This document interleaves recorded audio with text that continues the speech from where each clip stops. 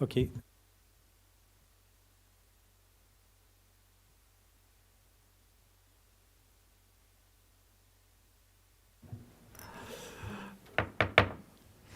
All right, good evening, everyone. Welcome to the first meeting of 2026. Roll call. All members, with the exception of Councillor Lauren, are present. I am expecting Councillor Lauren. He is just a little bit behind schedule. And we'll stand for the territorial land acknowledgement and statement of moment of reflection. Nous reconnaissons que nous sommes sur le territoire non cédé des Anishinaabe et les terres traditionnelles des peuples Haudenosaunee, Wendat et Kanien'kehá:ka. Nous reconnaissons notre obligation commune de respecter, d'honorer et de préserver ces terres et les ressources naturelles qu'elles contiennent. Merci, Conseillère Deakin. Whereas Canada is founded upon the principles that recognize the supremacy of God and the rule of law, let us take a moment of personal reflection.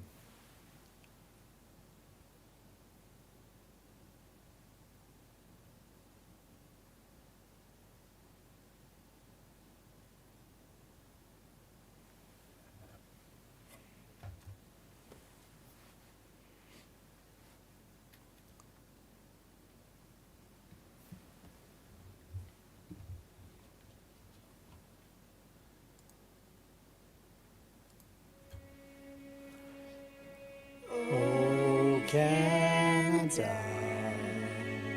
our home and native land, truly patriot love in all of us command, car ton bras sait porter l'épée, il sait porter la croix. Son histoire est une épopée des plus brillants exploits. God keep our land glorious and free. Oh, Canada, we stand on guard for thee. Oh, Canada, we stand on guard for thee. Merci tout le monde.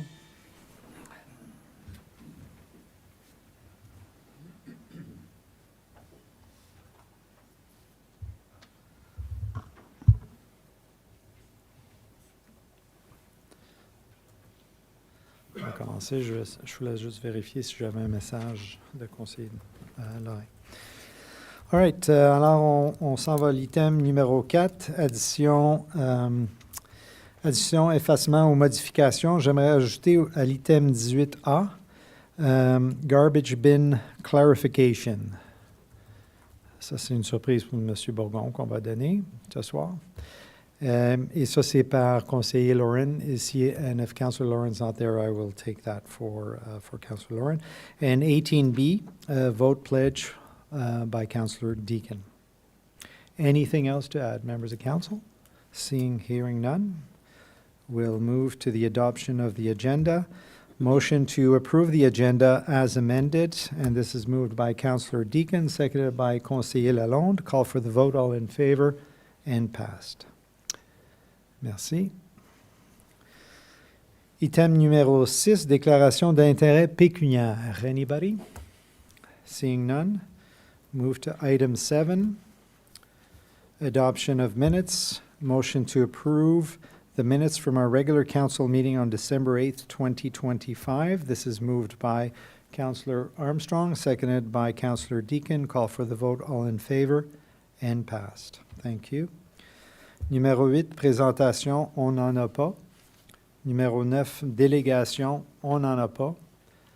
Et numéro 10, item de consentement. Je vais demander 2 petites secondes. J'ai laissé mes lunettes dans mon... Jusqu'à date, ça allait bien.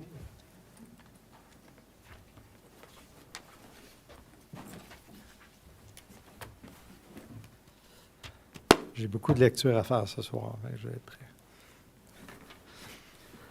All right, so consent items. Motion that all items listed under consent items be received as presented, and this is moved by Councillor Lalonde, seconded by Councillor Deakin. Call for the vote. All in favor, and passed.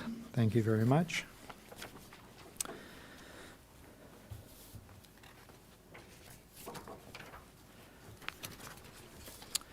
Numéro 11, rapport des départements et comités du Conseil. Alors, 11A, plan de service d'Audi 2025 de MNP, rapport verbal CSAS-FS 2026, que le Conseil reçoive la présentation du plan de service d'Audi 2025 de MNP, daté du 31 décembre 2025, et la lettre de mission datée du 3 décembre 2025. Monsieur Dagenet, parole est à vous. Bonsoir, Monsieur le maire et chers membres du Conseil. Comme chaque année, nous entamons le processus de préparation de nos états financiers pour l'exercice 2025. Cette étape est essentielle pour assurer la transparence, la conformité et la rigueur financière de la municipalité de Russell. Encore cette année, la firme MNP a été mandatée pour réaliser la vérification externe de nos états financiers. Les travaux débuteront au cours des prochaines semaines et se poursuivront jusqu'au printemps avec un objectif de finalisation en avril ou mai 2026. Ce soir, j'aimerais donc vous présenter Marc Farrand de MNP qui est ici avec nous pour répondre à vos questions si vous en avez et accompagner le Conseil dans ce processus. Merci. Merci beaucoup, M. Dagenet. Est-ce que vous avez quelque chose à rajouter, M. Farrand? Non? OK, parfait. Questions, commentaires, membres du Conseil? Tout le monde a eu la chance de voir le prospectus? Pas de questions. C'est beau. On continue. All right. So item 18 or 11B, apologies, that council receives report PD 2026-04 dated January 26, 2026, and adopt the bylaw dedicating Block 43, Plan 50M381 as part of public highway being Mont Blanc Street in Embrun, and the bylaw be registered on title. Anything to add on this, Monsieur Bourgon? No, nothing. Questions, comments, members of council? None. Thank you. Item C, that council receives report PD 2026-05 dated January 5th, 2026, and adopt a resolution in favor of the proposed red line changes for Phase 3 of Plan of Subdivision Sub 004-2021, being a cornerstone Phase 3, subject to the following conditions. 1.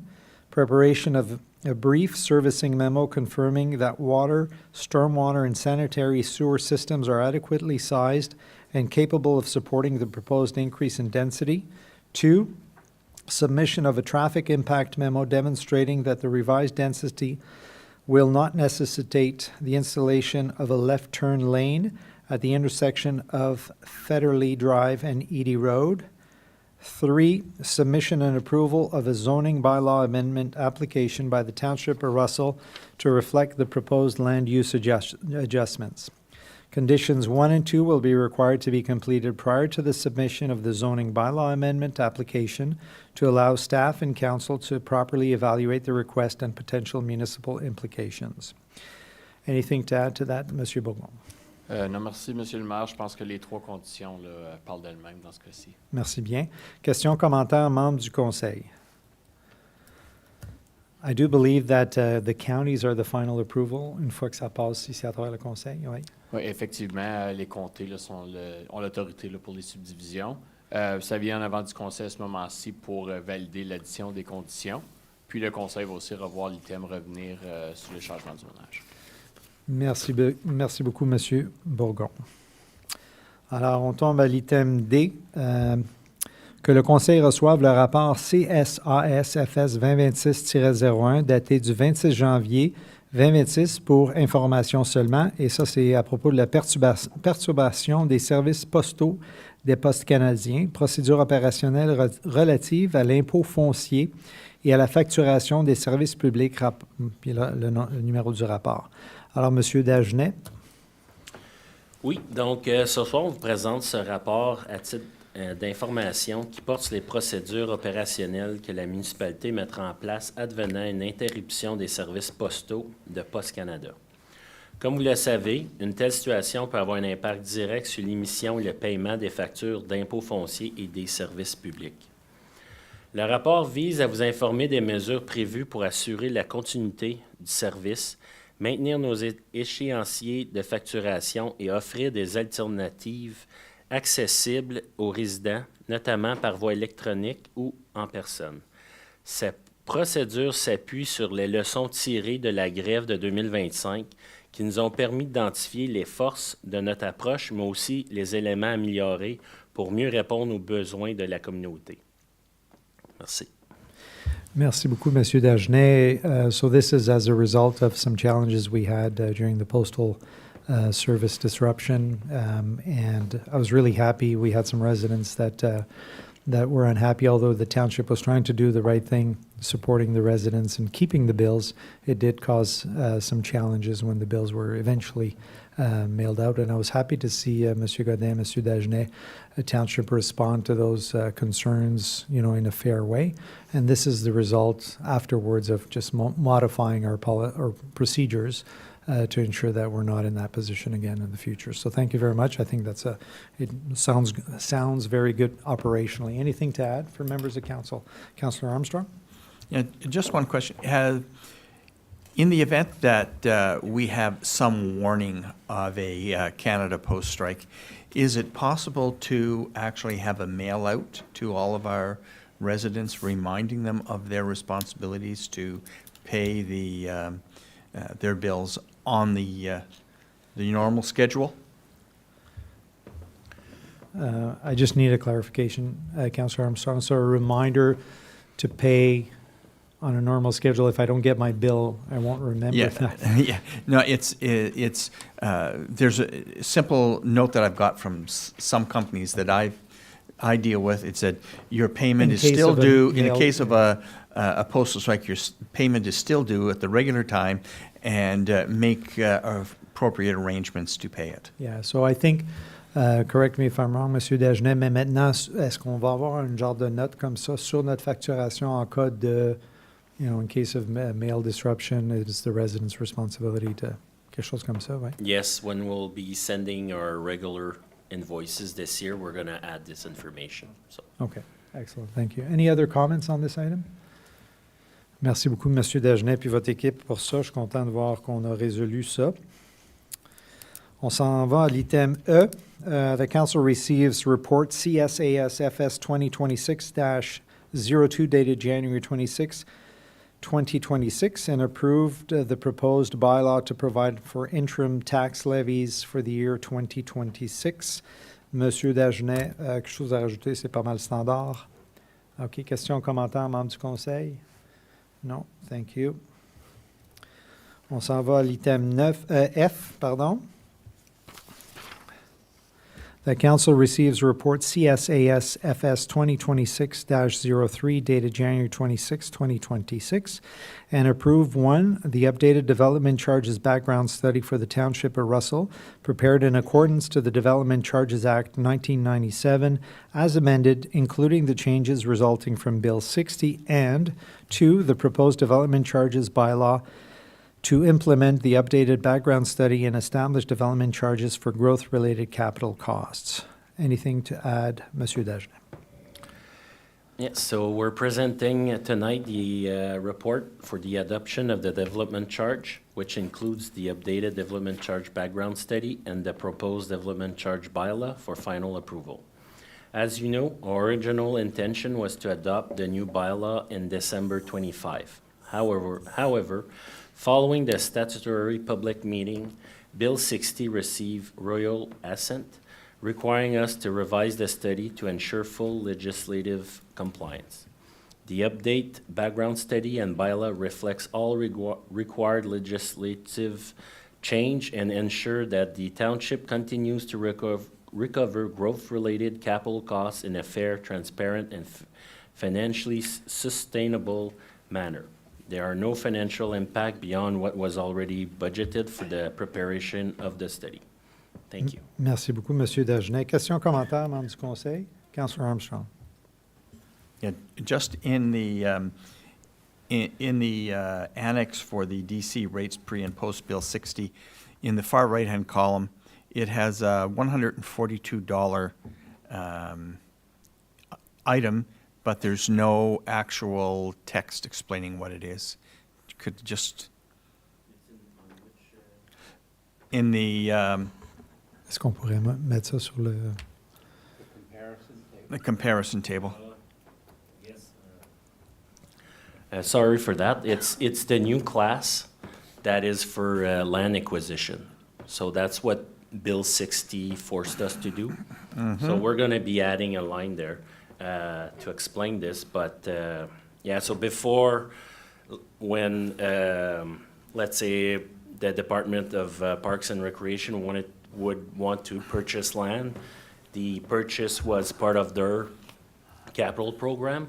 But now with this new regulation, we need to create a new class just for the purchase of land. So, Okay. Thank you. Thank you. Thank you for your question, Councillor. Any other questions or comments on this item? Seeing none. Merci beaucoup, Monsieur Dagenet. Alors, on tombe à l'item G, item G. The council receives information report EcoDev 2026-01 dated January 26, 2026. And that's pertaining to the naming rights for the recreation complex. Monsieur Dagenet, quelque chose à rajouter? yes. So this report, the naming rights for the recreation complex, provide an overview of the naming rights and sponsorship strategy developed in collaboration with Kibi Media for the new rec complex. Over the past several months, our team have worked together to refine the program, analyze comparable municipal projects, and prepare the proposed framework that you will find in the appendix. Tonight's report is for information purposes only. It outlines the approach we intend to take as we move towards an expression of interest process, which will help us identify strong community-focused partners. Based on market research and comparable facilities, total annual sponsorship revenue could realistically range between $200,000 and $300,000 a year, making this an important opportunity to support long-term financial sustainability for the complex. We will return to council later this spring with the result of the EOI process and, if required, recommendation for next step. Merci beaucoup, Monsieur Dagenet. J'aurais une clarification à demander. Est-ce qu'on a une politique de... Je pense qu'on en a une politique de sponsorship à travers la municipalité, Monsieur Godin, Monsieur Dagenet? Oui. Oui. Fait que ça s'enligne avec cette politique-là? Oui. OK, merci. Au niveau des revenus qui arriveraient à cause de ce programme, c'est des revenus qui iraient contre l'opération du complexe récréatif ou est-ce que c'est vraiment mis à part puis ça fait partie de revenus de tous nos sponsorships? Présentement, l'objectif, c'est de mettre avec le département qui sera créé pour le rec complexe, donc qui viendront aider à payer les opérations du rec complexe. OK, merci. Puis quand on a regardé the length of the term, on a mis 10 ans pour le gros paquet. Est-ce que ça, c'est une pratique régulière pour l'affaire de 10 ans ou est-ce qu'on est quand même ouvert à regarder un 5 plus 5 ou quelque chose comme ça? Bien, nous, on veut rentrer avec l'idée d'un 5 plus 5. OK. Mais avec le feedback qu'on reçoit des autres municipalités qu'on a discuté avec eux, c'est beaucoup des 10. Ils parlent beaucoup de l'investissement upfront que l'entreprise doit faire pour payer pour l'affiche qui va être sur la bâtisse. Ou bien pour nous, ça va être à côté de la bâtisse, là. Fait que c'est pour ça que s'ils veulent rentabiliser cet investissement-là, eux, sur 10 ans, c'est beaucoup mieux que sur 5, là, mais notre objectif, c'est 5. À cause qu'on se dit que la valeur pour le naming rights du rec complexe va être plus haute dans 5 ans, à cause que le rec complexe va avoir de l'expérience. Ça va faire 5 ans qu'on remplit la place. On va avoir fait des partenariats avec différentes tournois, organisations.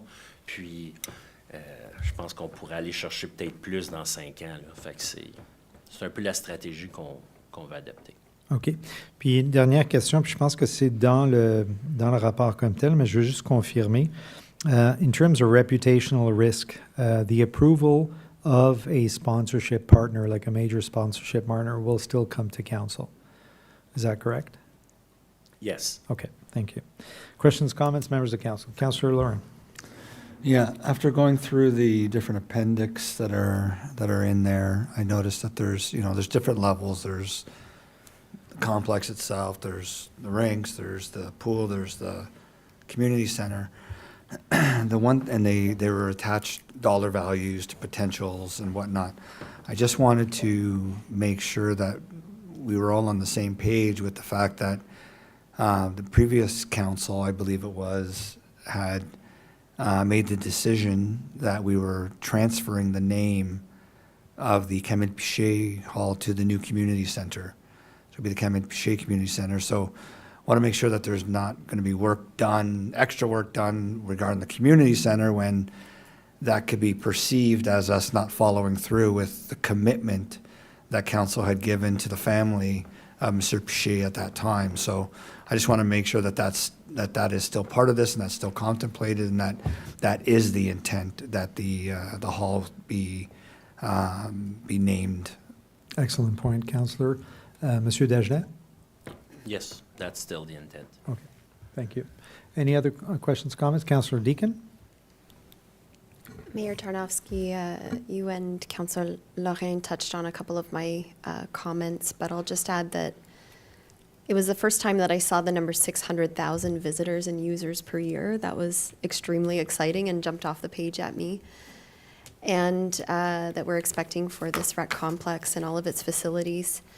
And I just wanted to add caution in terms of, as is our role amongst all this excitement and possibility of naming, that we have guardrails to protect the township's neutrality and maintain the public's trust as we go through this process. So I will add, of course, that the naming recognition cannot equal endorsement or influence over council's future decisions.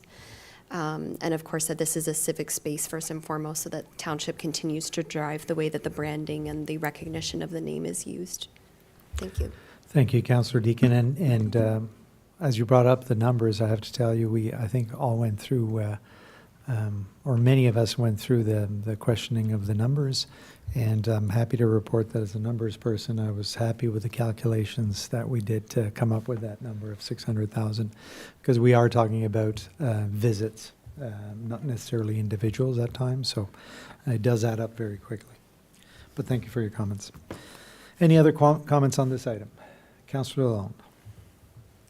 Maybe to Monsieur Dagenet's comments of earlier, I read that, the idea was for maybe a 5-year commitment, but it could be 10. It was in the circumstance where it would be more attractive to staff to consider a 10-year. I guess that has to do with the financial implications. So will there be some parameters around the idea that some could be set from the get-go on a 10-year basis, and that there will be criteria established to determine why it makes sense to do that? Monsieur Dagenet. Yes, well, we're going to be requesting for 5 years, and if a company comes in and gives us their offer and it's at 10 years and those are the numbers they're ready to give for that naming rights, well, we'll have to falloir le considérer. So that's why there's a committee that's going to be created that will evaluate all these propositions. And if there's a negotiation that needs to take place, then we'll come with un rapport à huis clos, and we'll explain you the negotiation that needs to take place. And if there's no negotiation, all they they say yes to all the criterias, and the selection we take is the one that checks off all the checkbox. Then we'll be presenting you at council, not at a huis clos, what's the name? A closed session, sorry, and in June. So. Merci, Conseiller Lalonde. Any other questions or comments on this? Merci beaucoup, Monsieur Dagenet. Looking forward to that meeting, be it closed or not, and excited to see where this goes. OK, on tombe à l'item H, que le Conseil reçoive le rapport PIC 2026-01 daté du 26 janvier 2026 pour une mise à jour finale. Tying up loose ends, Madame Bourdeau, la parole est à vous. Yes, this report is in reference to the automated speed enforcement. So, given the developments from the provincial government to ban automated speed enforcement, the department did not pursue this project any further, and for these reasons did not enter or execute any binding agreement that would have created a financial obligation on this township.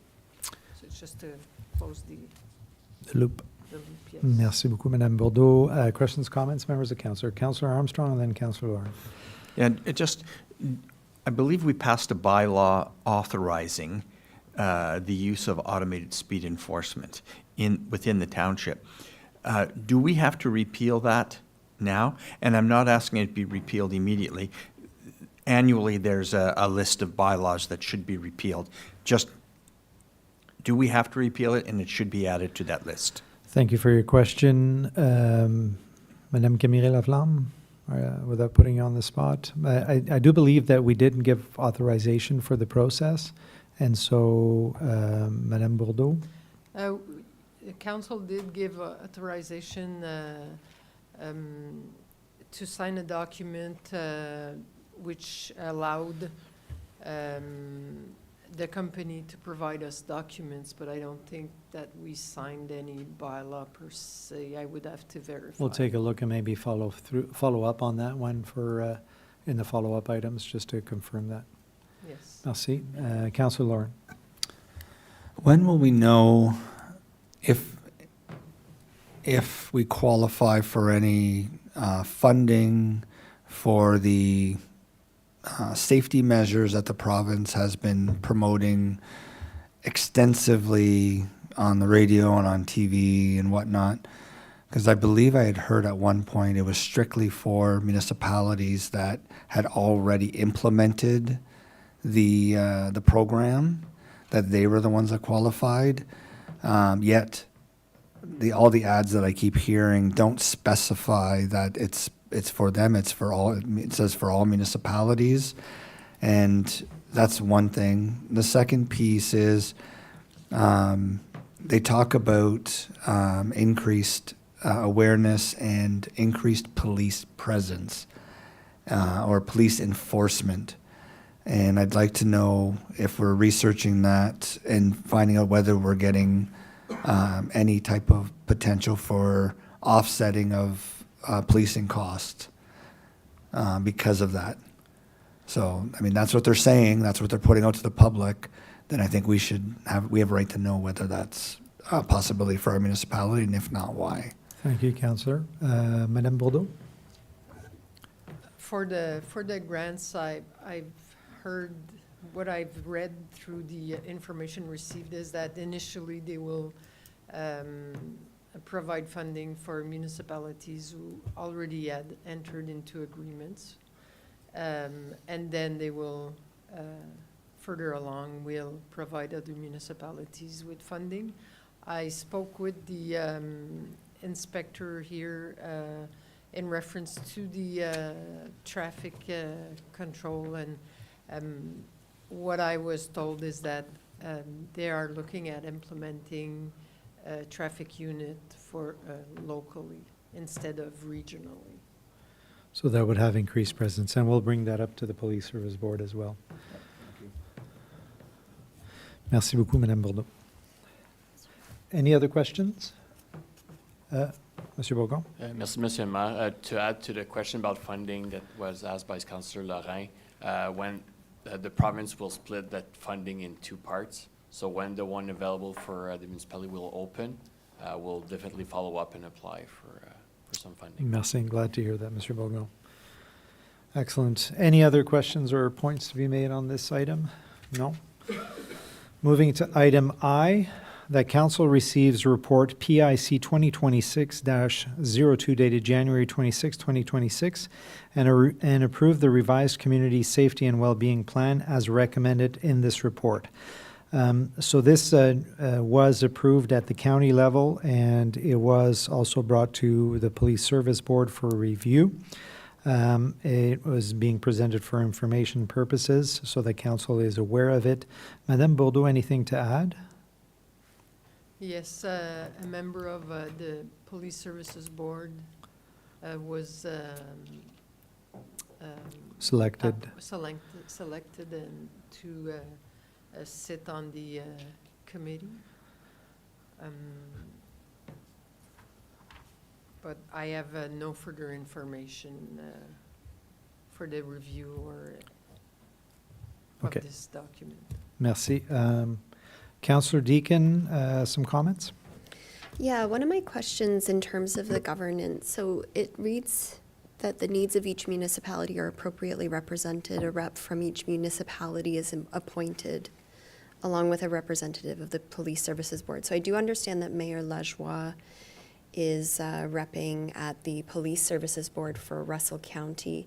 It's less clear to me if do we have someone from our municipality that is represented directly from Russell Township to this advisory committee as well? Madame Bourdeau? I don't think I was appointed. I think I was selected to sit on this committee, but we are not, I was never made aware of any meeting or any from the counties. And I've made the counties aware of this, so I'm not quite sure who exactly sits on this committee. So I believe, Councillor Deakin, I'll give you the microphone back if you don't mind. There are some comments that Councillor Deakin has raised to me anyways, and that I think are worth mentioning here publicly and followed up at the county level. Without putting you on the spot, I can list them if you want, but. I'll frame that if. Oh, yeah, if that's okay with you, go ahead. Yeah, I do want to understand how close Russell Township is representing at that advisory committee for very specific reasons. We had been trying to get a presentation here from the counties at some point on the previous version of the plan. Most of what you see in this plan has older data, pre-COVID even data. So I still think it would be worthwhile to hear directly from the counties, or perhaps when Madame Bourdeau is more up to speed on the community safety wellbeing plan, to receive some information from her part. The reason why this is so critical, I mean, the province requires a community safety and well-being plan. Our region is so diverse and has such diverse needs across it. And 3 areas jumped out at me as areas of community safety and community well-being that we are, well, maybe 4 even, that we're specifically looking at. One is critical hours for youth, programming to keep them busy after school, keep them engaged, keep them social, and making healthy decisions. Expanding access to primary care. As our community is growing so rapidly, we know that more and more people are arriving and in need of primary care doctors. Our township is working very hard on that to support community-based initiatives.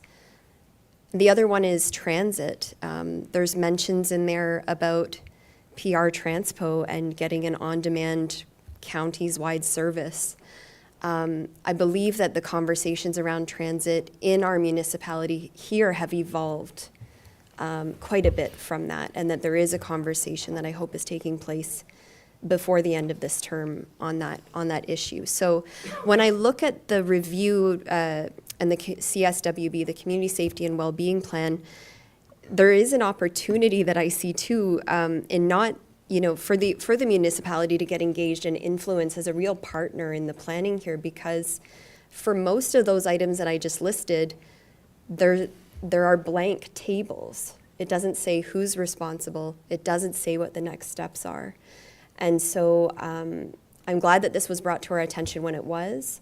I want to be kept informed, and as a municipal partner with what's happening at the regional level.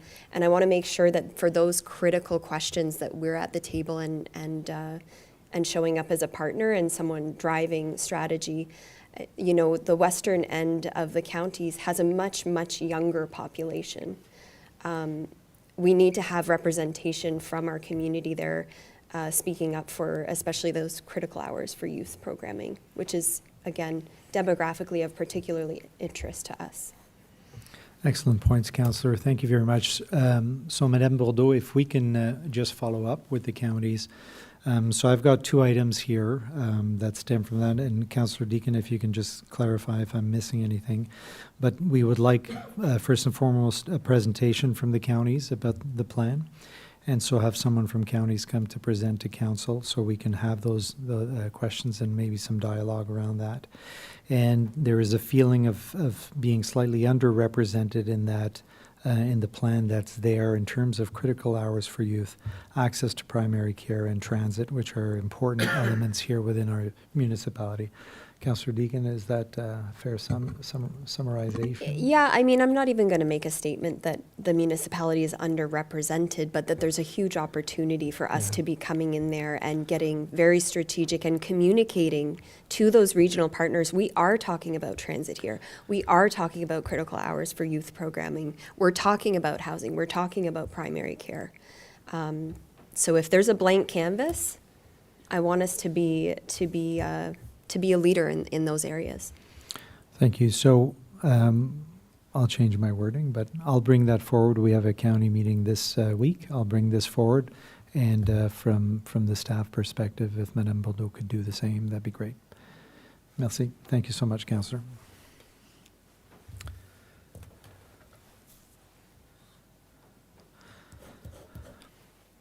All right, moving to item J. Or, sorry, any last comments on this item? No, okay, thank you. Moving to item J, the council received report PIC 2026-03 dated January 26, 2026, and approve as recommended in this report the exemption request for the kennel bylaw. So I believe this request is being made to support the applicant's participation in the World Championships sledding events, which requires more dogs than usual, Madame Bourdeau. So this is an exception based on an upcoming competition. Before passing the mic over to you, Madame Bourdeau, this exception would be a temporary exception, just to clarify how that works. It's an exception for a specific property. Okay, so in the bylaw, we're allowed to make an exception at a property level. We're allowed to make an exception. It doesn't say at what level, but Okay. this one is at a property level because the front of the property would not meet the kennel operation, but the back of the property does. So, and the distance from any residential house is very far. So we're not concerned with noise or anything of that fashion. Okay, merci beaucoup. So the recommendation is to approve this. Questions, commentaires, membres du conseil? Thank you very much. Moving to item K.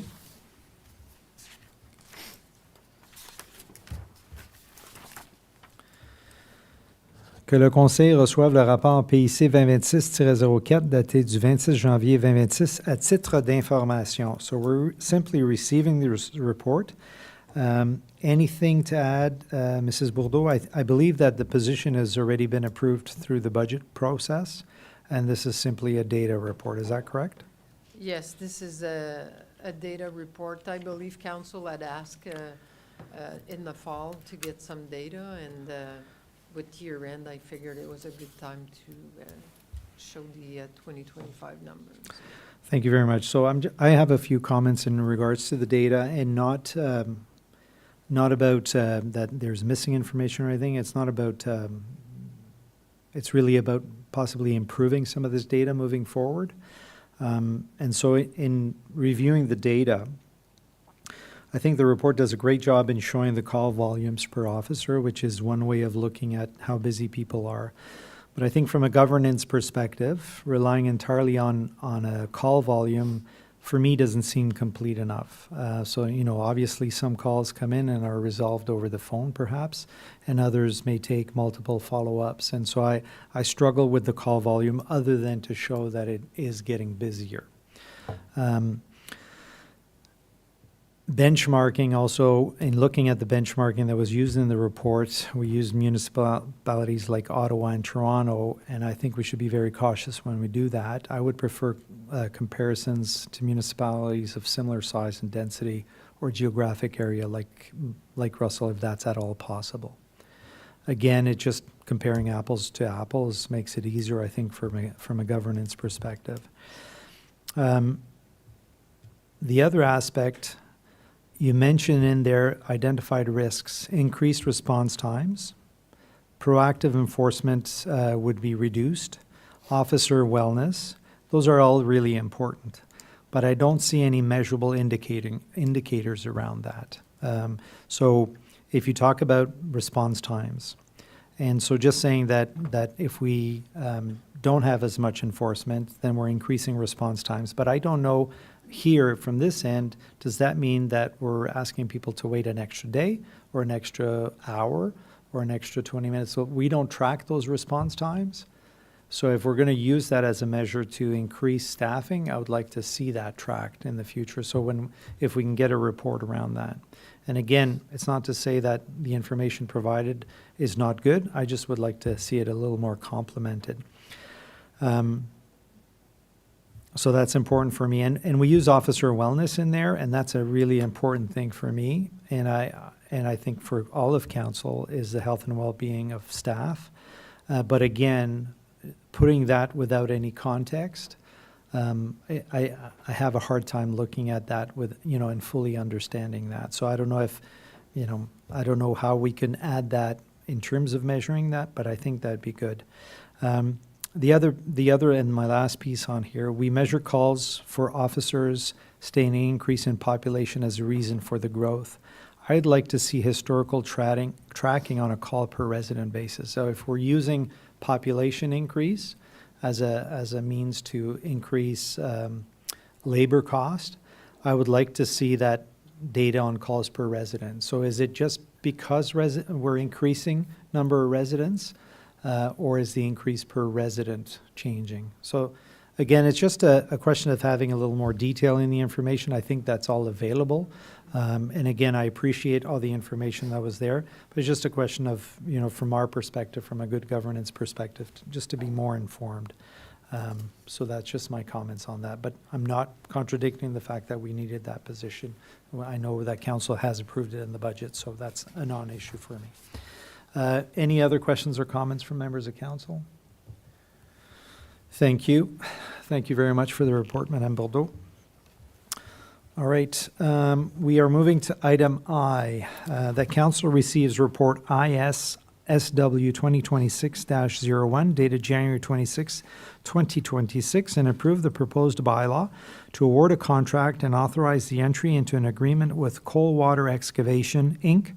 for the storm sewer reconstruction Phase 2 on Notre Dame Street for $9,644,245.26 plus $169,738.72, totaling a grand total of $9,813,983.98. This amount includes 1.76% non-refundable HST, and approve the revised budget as per table in the financial implications, and that the mayor and clerk be authorized to sign the agreement. So this is a major increase. Anything to add, Monsieur Bourgon, considering that? Merci, Monsieur Masso. Yes, you're right. It's a major increase. In ideal world, or what we're trying to achieve, it's to come to council at budget when we approve the budget with the tender price. This time we couldn't make it since the design was not completed and we haven't went to tender yet. So we came to council with the best estimates that we had at the time, and that was about at 60% of our design.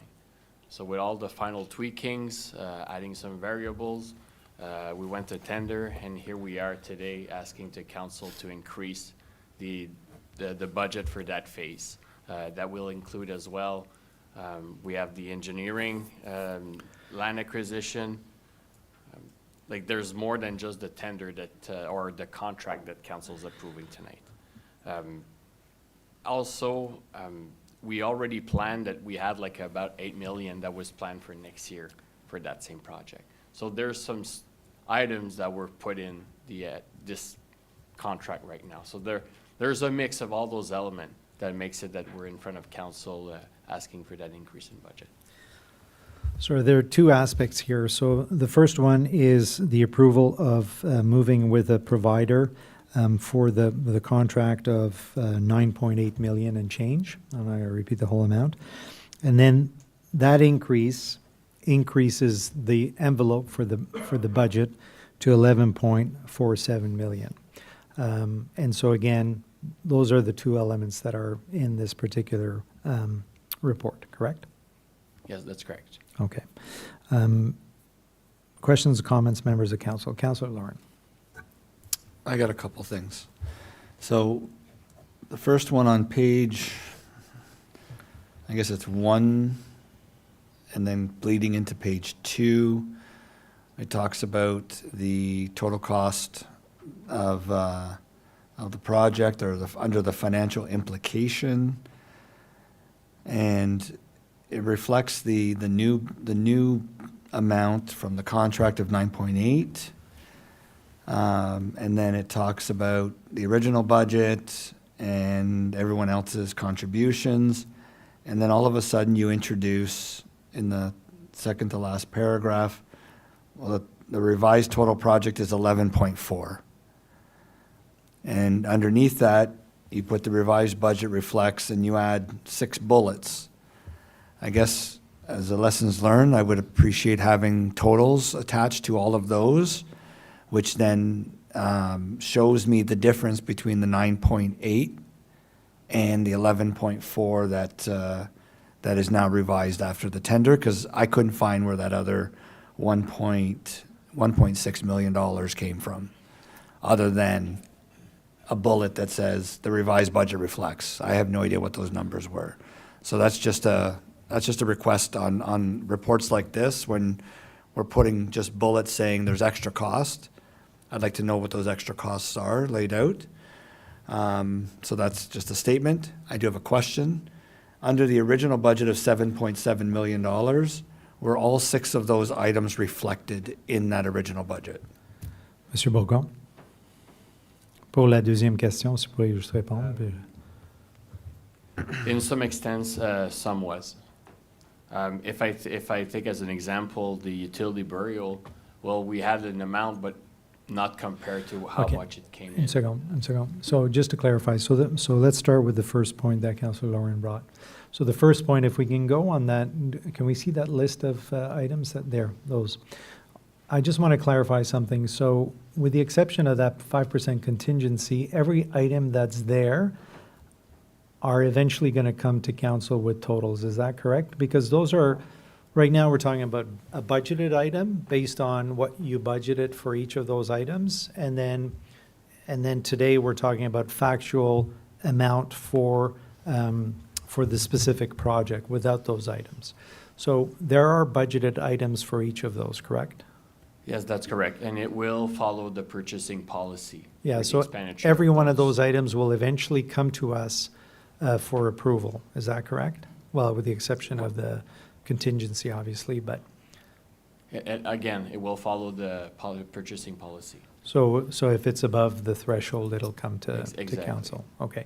So we've approved a budget for this project. And the only thing that changed in that budget, what you're telling us today, is the procurement for the main contractor. Everything else is remaining the same from what was originally budgeted. Say so? Exactly. Okay, so those costs are not changing. So maybe I think what would be fair is, would it be fair for us to receive, when you have a list like that, just the budgets for those items? It's true, Mr. Mayor. It's something that we never done in other similar reports, but something that we can add for the future. I reports. think, and give me a second, Councillor Lauren, I think that it would just help understand the whole envelope of the budget better.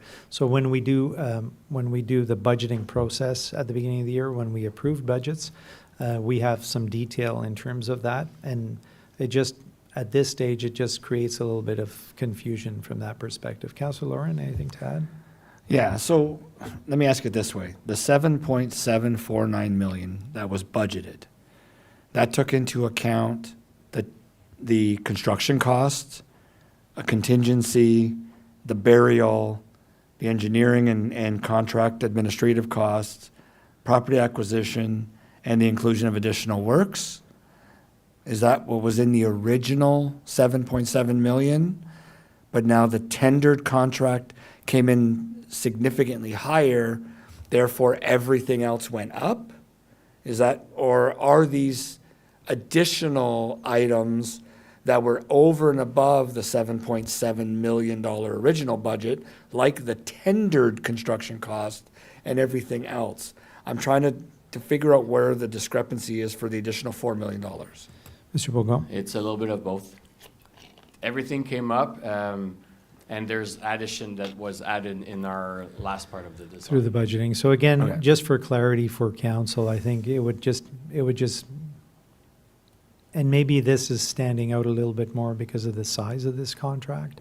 And so I think it's a fair request to have that information from an operational, like administration governance point of view. Mr. Bourgon? Point taken, and also I'd like to, it's a multi-year Yes, project of as course. well. So there's, if I think of land acquisition, well, maybe all those the transaction will be finalized maybe in our next year's budget as well.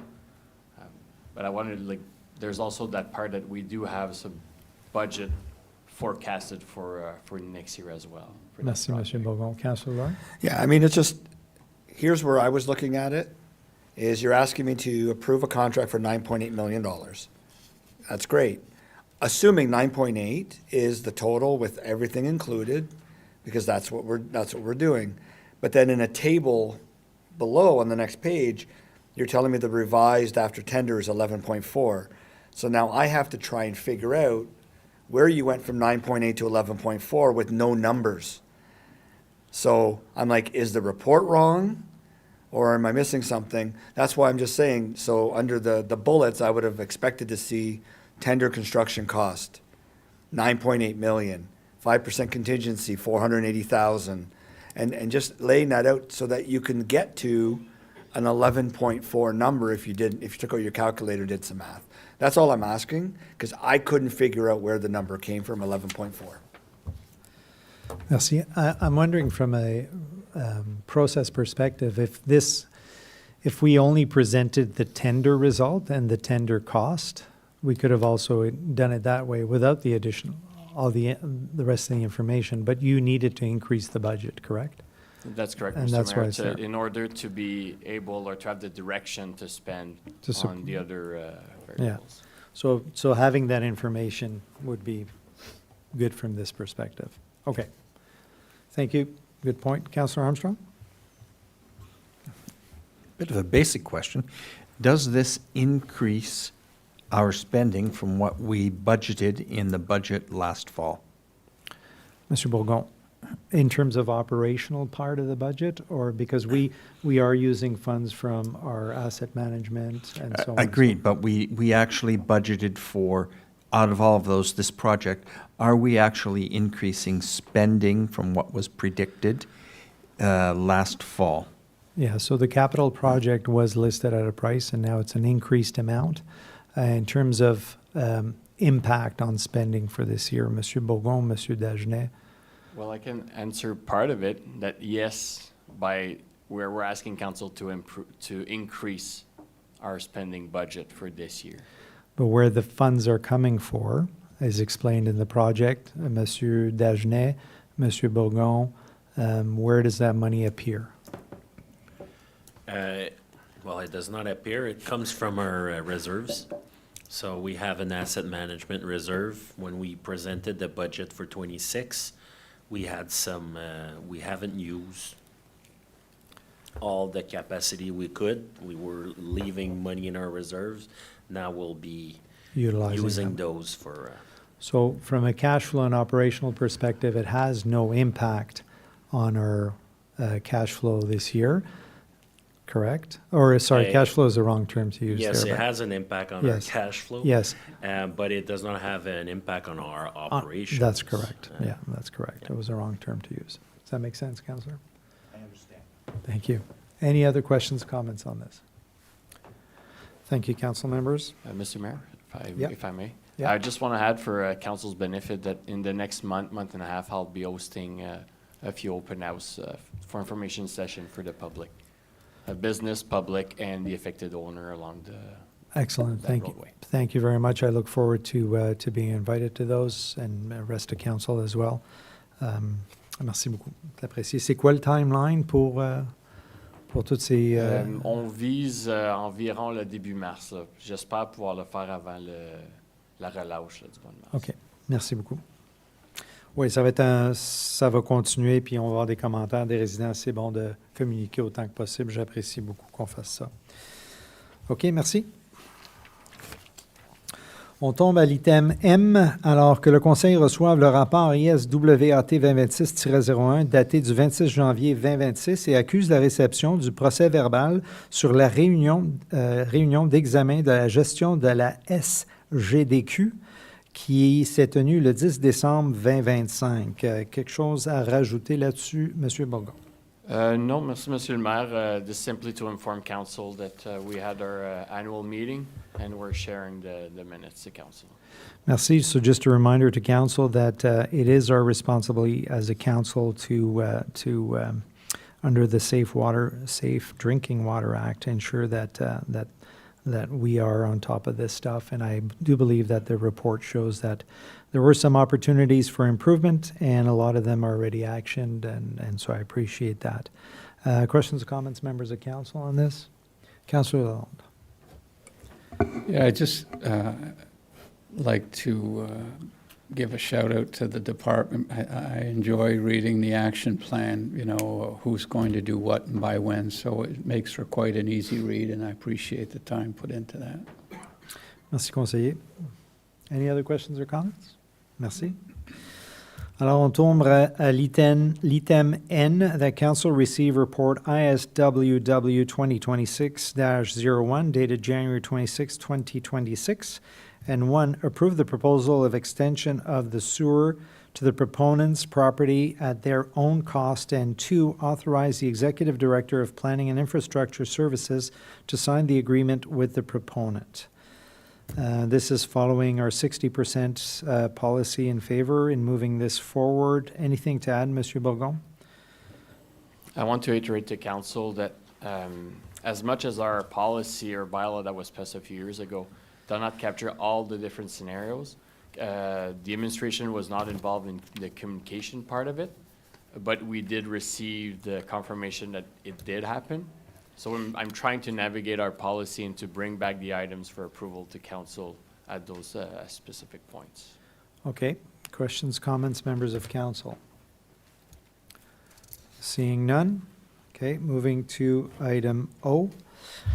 Que le Conseil reçoive le rapport PR 2026-01 daté du 26 janvier 2026 et approuve 1. Le règlement proposé visant à octroyer le contrat pour la phase 2 des projets du sentier de la gare de Russell, Parc ED à Beercon Canada Limité afin d'autoriser la conclusion d'une entente pour les travaux de construction au coût de 799 533 $ avec une contingence de 10 %, soit 79 953 $ pour un total de 893 558 $, incluant 1,76 % de TVH non remboursable, et 2, que l'octroi de contrat à Beercon Canada Limited se fasse avec un montant additionnel de 160 017 $ financé à même la réserve des redevances d'aménagement pour les parcs et loisirs, et 3, que le maire et l'agrafière soient autorisés à signer l'entente. Alors, this is parking, connecting trail, and tennis and pickleball courts. I think 1 tennis and 4 pickleball courts.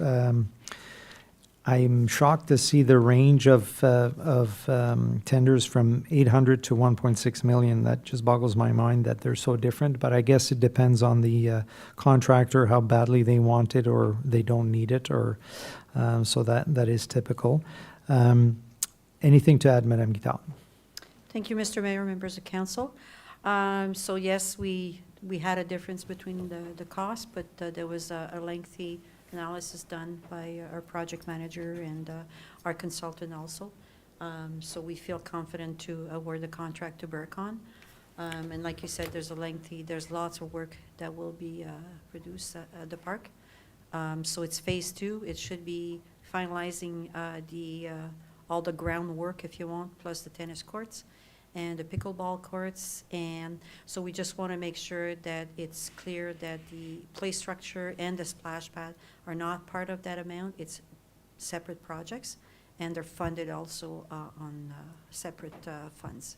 So Madame Guittard, just a question for anyone listening. What is the timeline of the completion of this project? we're hoping by fall 26, everything will be completed. Obviously, it's a lot of work, so we're hoping that everything will fall into the right time. The timeline will be respected. There's lots of contractors involved, supplying of materials, so we're hoping that everything goes well. Okay, and it's fair to assume that this will, like assuming that that we sign the deal here, that we will start first thing in the spring, correct? Absolutely. Okay. Well, even like some tender process for other, like for the Aspects of splash it. pad and the play structure will be started prior to spring.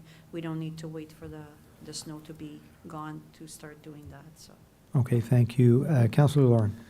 Just to confirm, so understanding that the pickleball and the tennis courts and whatnot are a separate thing, when you were asked the completion of the project, is that the entire project that includes the play structure and the splash pad? Everything, yes. So all of it is All of intended it. for the fall of 2026? We're Okay. strongly hoping for everything to be completed. Thank you. That was by my the fall. question. Yeah. So we're all committing to go to the splash pad. Well, This it might, year. it might be cold. I'm not saying that you're gonna have the splash pad operating in July. It I'm might be going. operating in November. I'm going. Councillor Armstrong, did I see your hand go up? Yes. We have a number of pickleball and tennis courts. Now, how many will we be having at the end of this? And why I'm saying is we have plans for more pickleball and tennis at the, well, just outside the rec complex or whatever. Are we competing with ourselves? The other thing, of course, is I prefer the ones near the near our residential areas more than the central ones. But I'm just wondering how many we're going to have, and will we be sort of competing with ourselves? Just a quick question, clarification. We have those that are already existing. At the Exactly. rec- Okay, we don't have more new ones coming at the rec complex, do we? Not the rec No, complex, no, no. okay, I just want to No. clarify. So, No. go ahead, Madame Guittard. I think for the numbers, I think we used to have 16, so it would add another 4, I'm thinking. But you're putting me on the spot, so I would. We'll follow up. I would definitely like to follow up with having the right numbers, but it's gonna be an interesting number, yeah. And definitely they're different courts. So there's one for pickleball and one for tennis, so. 4 pickleball courts, Oui. yeah, and 1 tennis court. Yes, C'est that's ça? right. That's Okay. And on that note, because we're talking about recreation, the master plan process, Mm-hmm. Yep. What's the timeline for that? I should be getting a draft second week of February. Okay. So I'm hoping to bring this to council by the end of February or the latest, the first meeting of March. Okay, excellent. Merci beaucoup. Any other comments or questions from members of council on this item? Merci. Oh, Conseiller Lalonde. I looked and your hand was not. Sorry, I was a little slow off the draw. Just a couple of quick questions for the Director of Parks. Can I assume there, it's hard to see, but can I assume that from the parking lot, especially where in the area of the handicap, that pathway to the courts is a paved pathway? Everything will be paved. Okay. Guitare, okay. If I may, I have two other questions. Do we have any interest, or has that ever been looked at to, in all that amount of parking that we're adding, to include charging stations? Is that something that the township's interested in, or? Like phone charging stations? you mean? Yeah, e-vehicle charging. Oh, those okay. Sorry, I just wanted to be clear. sorry. Madame Guitare? Thank you, Mr. Mayor, members of council. I know we've got some coming to the rec complex, but we have some at the Ember Marina. So I'm not too sure. For that one, I haven't looked at EV chargers. Maybe there's something that we could, we need hydro for that, so. Yeah. It's a fair question. I know that the one by the Ember Marina is used regularly by local residents as well. So maybe there's value there. Councilor Lowe? Just one last question too. On the, we have an exciting, accessible park facility by the Dome that gets many compliments and attracts a lot of people. Are we looking at installing the same sort of accessible park design on this one like we have over at the Jonathan Petrie Park? Madame Guitare? Thank you, Mr. Mayor, members of council. We are not looking into installing a full accessible park. That's a substantial cost to that. We will probably have we usually have at least two accessible components, like 2 swings or something like that. But to say that the whole park will be accessible like the JP Park, just the surface is quite expensive. So that was not planned for that park. We're not planning to put another accessible, because that's quite expensive. If it's council's wish to have another accessible park somewhere in the township, this is something we can look. We still have 2 more parks to accommodate in the near future, so. Thank you. Okay, any other questions or comments on this item? Okay, we're moving to item P. I'll propose that we separate this item and just talk about it as a separate item, if that's okay with council. Mr. Mayor. Yeah, exactly, just cover it all separately. Is that okay with members of council? Yeah. Okay, so we'll separate item P and just address it completely afterwards. Madame Camille-Laflamme, does that make sense? Yes, so you want to address that? Yes, separately? yeah, we'll just read I it. have something to add regarding number M before we go there, if you Oh. don't mind. Just something we just noticed. Item M, M, M comme Michel? yes. Yes. Yeah. So just to say, in the English version, it's not the recommendation that is there, it's the subject. But in the French package, it's the right resolution. So it does really say that we received the report, we acknowledge And the approve minutes of December. Yes, Should I read the French version? sure. If you want me to read I it, mean, I'm not reading a lot today, so why not? we can read the English since it doesn't show. Non, mais c'est en français que c'est au complet? Oh, yes, Oui, c'est ça. Je vais lire la version française. OK. OK. Alors, item M, juste pour reconfirmer avec le Conseil, que le Conseil reçoive le rapport ISWAT 2026-01, daté du 26 janvier 2026, et accuse la réception du procès verbal de la réunion d'examen de la gestion de la... Il me semble que je l'ai lu en français. Yes, so it is correct in French. So we're okay. I don't need to reread it. No, it's just in the English Oh, I see package. what you mean. Okay. Yep. I was So- rereading it just So if we that's missed the right something. one, yes. Everyone okay on this? Glad you are. Thank you. Okay. All right. Alors, on était rendu à... on a séparé l'item P.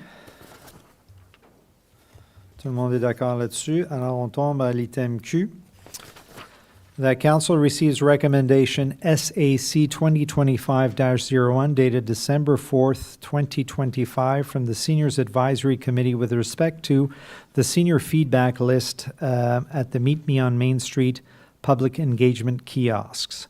So this is a recommendation from the Seniors Advisory Committee to take feedback from the Meet Me on Main Street kiosks. Anything to add to that for the chair of the committee?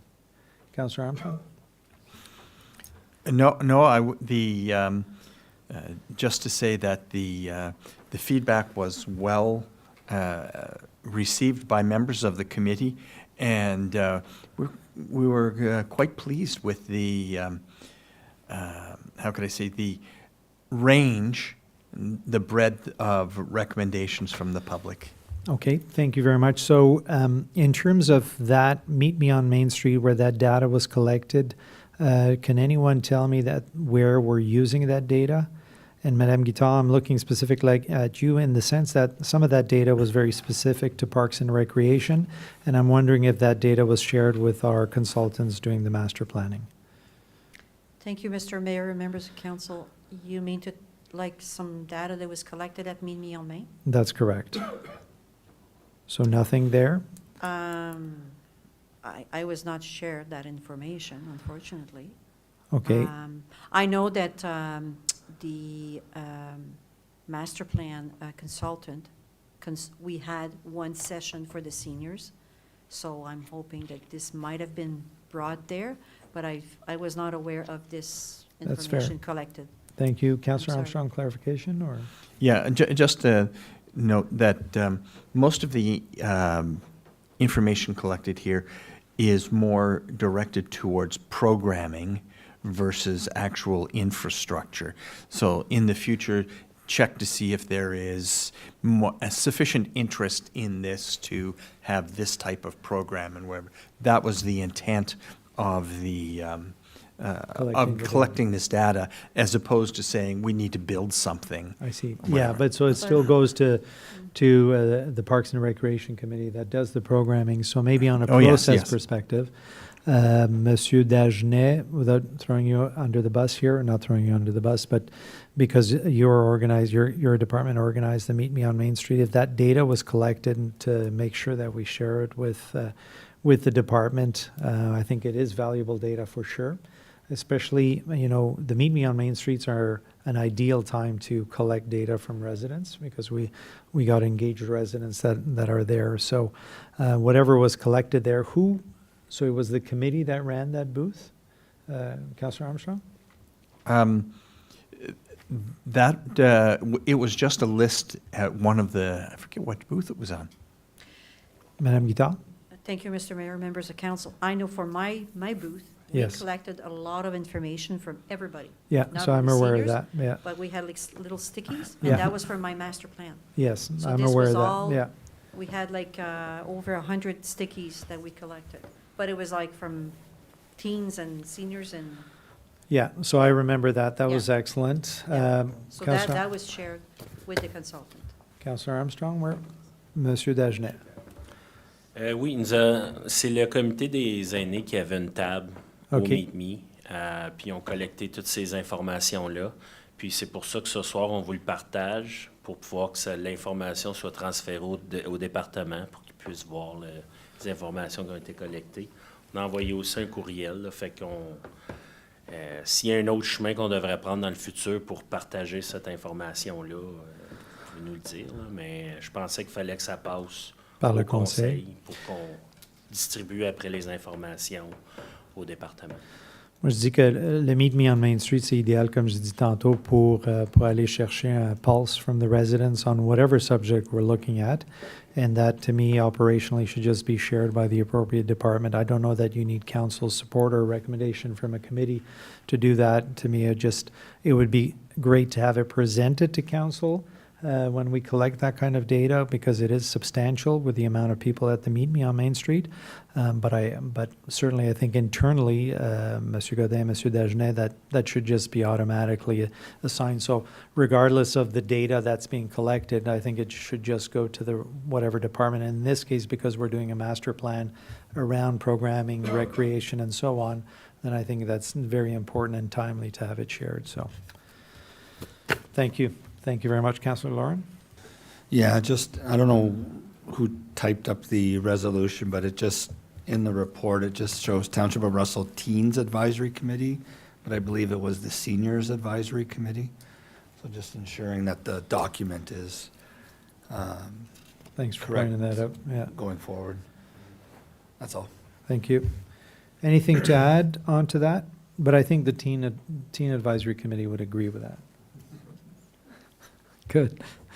All right, thank you so much. Okay, moving to item R. That council receives and approves the recommendation for CDEIAC 2026, I'll start over. That council receives and approves the recommendation CDEIAC 2026-01 from the Community Diversity, Equity, and Inclusion Advisory Committee dated January 12, 2026 regarding barriers and biases in the township's program and policies and bylaws. Councillor Deacon, anything to add to that? I know that there was a question in terms of the information itself, so I'll just let you speak to it then. So I did touch base over the weekend that Schedule A was not the correct document, and that's since been corrected. Thank you very much to the clerk's team for that adjustment. I'm happy to proceed with this tonight to answer any questions on the spot from fellow members of council, or defer it to a future meeting if council would like more time to review Schedule A. Thank you. In terms of time to review, members of council, do you need more time to review the information that's there? I've got some comments on the information, but before I proceed to that, just in terms of time to review, members of council. That's not the correct, sorry, that's not the correct document on the screen right now. Perhaps it hasn't been corrected yet. Oh, I'm not sure what's going on. so then let's just defer it if that's, When I click on the link here, it's correct. But that one up there is maybe a previous version? The live agenda is that correct? correct. Okay. But if folks haven't had a time to look at it, it might be worthwhile to push it back. Yeah, I would prefer that we defer it given the potential confusion that's there. So let's pull this and I'll propose a deferral. Yeah.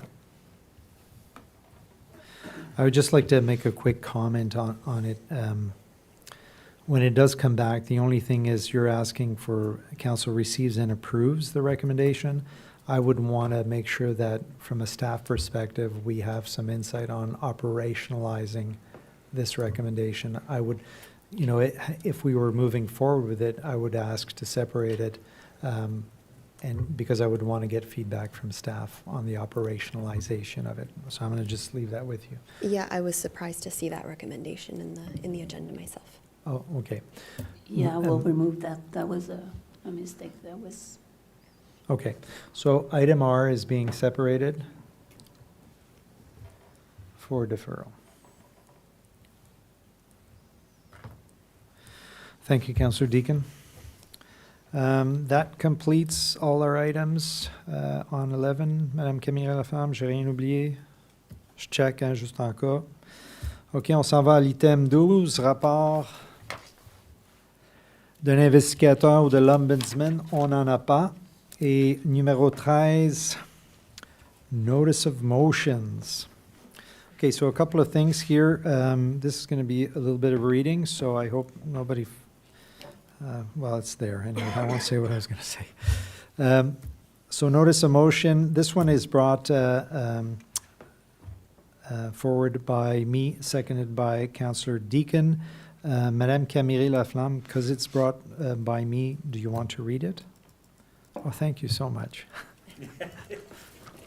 you're welcome. Okay, so this is a notice of motion from Mayor Mike Tarnowski and seconded by Councillor Lisa Deacon. It's concerning establishment of a council committee member exit survey practice. Whereas council-appointed committees and boards play an important advisory and governance role and rely on the volunteer service of appointed members. And whereas it is sound governance practice to gather feedback from departing committee members to support continuous improvement of committee effectiveness, member experience, and administrative processes. And whereas a standardized council committee member exit survey has been prepared to collect anonymous aggregate feedback from members upon the conclusion of their service. And whereas the clerk's office administers council committee appointments, terms, and resignations, and is appropriately positioned to administer a consistent exit survey process. And whereas the Public Library Board operates under its own governance framework pursuant to the Public Libraries Act and is not subject to council committee governance practices. Now therefore be it resolved that 1, council establishes the use of a council committee member exit survey as a standard governance practice for all council-appointed committees, boards, and advisory bodies, excluding the Public Library Board. 2, council directs the clerk's office to administer the exit survey to committee members upon the conclusion of their appointment, including at the end of a council term or upon earlier departure from a committee. 3, council authorizes the clerk to manage the distribution, collection, and aggregation of survey responses, ensuring that responses are anonymous and reported only in summarized form. 4, council directs that summarized high-level findings may be shared with council, the mayor, and senior staff for governance and continuous improvement purposes, and that the survey is not used to evaluate individual committee members. And 5, council further directs that the clerk may bring forward recommendations to refine or update the survey from time to time based on feedback, administrative experience, or council direction. Merci beaucoup, Madame Caméré-Laflamme. So this is just a notice of motion. There's no discussion on this item. The next item is in the same category, notice of motion. Item B, this is moved by Councillor Lisa Deakin, seconded by Councillor Charles Armstrong. Whereas the Township has recently implemented significant change to its solid waste collection service model through the transition to automated collection, and whereas Council has received feedback from residents, community organizations, and businesses indicating that the impacts of this transition have varied across different households and service users, and whereas Council has an oversight responsibility to understand how Council-approved priorities, including accessibility, equity, risk management, and service levels, are incorporated into major service changes. Therefore, be it resolved that Council directs staff to undertake a post-implementation review of the automated solid waste collection transition to be conducted from a governance, accountability, and continuous improvement perspective, and to be reported publicly to Council, and that the post-implementation review include, but not be limited to, the following components. A, process and decision-making review, governance, how Council-approved direction, objectives, and policy priorities were incorporated into the design implementation of the service change. 2, how risks, equity, accessibility, and service impacts were identified, assessed, and managed throughout the planning and rollout. 3, the effectiveness of the public communications, stakeholder engagement, and change management approaches. 4, the clarity and appropriateness of roles and responsibilities between Council and staff in the development and implementation of the program. B, operational performance review. 1, overall performance and reliability during and following the transition. 2, financial performance relative to approved budgets, projections, and assumptions. 3, key operational considerations, including resourcing, contractor performance, if applicable, health and safety, and transition readiness. 4, the adequacy and effectiveness of operational mitigation measures implemented in response to identified issues. C, impact and outcome review. 1, impacts on residents and service users, including differential impacts across household types, geographies, and user groups. 2, equity and accessibility outcomes, including identification of unintended or disproportionate impacts. 3, environmental and program outcomes relative to intended objectives. 4, alignment with Council-approved strategic priorities. 5, key lessons learned and opportunities to improve future service changes and major program transitions. And further, that the post-implementation review identify any barriers or concerns that have not been possible to address operationally to date, including trade-offs made during the implementation. And further, that staff report back to Council with the findings of the review, including recommended improvements or policy consideration for Council's information. Thank you. I'm glad I'm no longer shy of reading in public, as I was when I was a kid. OK, on tombe à l'item 14. Période de questions sur la réunion du jour. Any questions on the meeting of the day? Madame Kim, pardon me, Councillor Mr. Armstrong. Mayor, I know we're deferring item 11Q, but PNR. P. PNR. P. Sorry, PNR. We P haven't being bold, discussed R is being- 11P, but some members of the public may wish to have questions on that as it's a significant item. Perhaps we should address that before questions in the meeting of the day. Or you can ask to suspend rules of procedure and we can have a question period following that item if you'd like. Either acceptable, whichever council is agreeable to. I think if it's okay with council, it'd be more clean that we have that discussion and then we can have questions relating to that item if that's agreeable by council. I'll vote for it. You propose to suspend I the rules of propose- procedure to allow a question period relating to item P following the discussion for item P. Was it P or Q? P. P. I just, I believe it's P, yeah. And that's seconded by Councillor Deakin. Call for the vote. All in favor to suspend rules of procedure for that item? Thank you, and that's approved. Thank you. Thank you, Councillor Armstrong. So any other questions on any other items? So I will not read, I'll read it afterwards, anything else. C'est bon? On peut avancer? Ouais. All right, so we're moving to item 15. So item 15, resolutions. Resolution A, this was moved by me, seconded by Councillor Lalonde. Considering this resolution was moved by me, if that's okay with Councillor Deakin, I would ask her to just chair that piece. And I'll get Madame Camille Laflamme to read the resolution. And if Councillor Deakin is amenable to just chairing the questions relating to that, if that's okay. Thank you. Madame Camille Laflamme. Okay, so this is the notice of motion that was brought forward before at the meeting in December.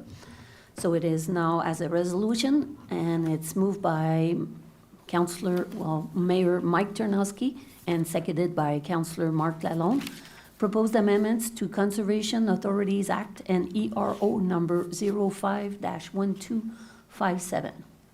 Whereas the Conservation Authorities Act 1946 enables municipalities to establish conservation authorities and appoint locally elected representatives to their boards, ensuring direct municipal oversight and accountability for programs funded by municipal taxpayers.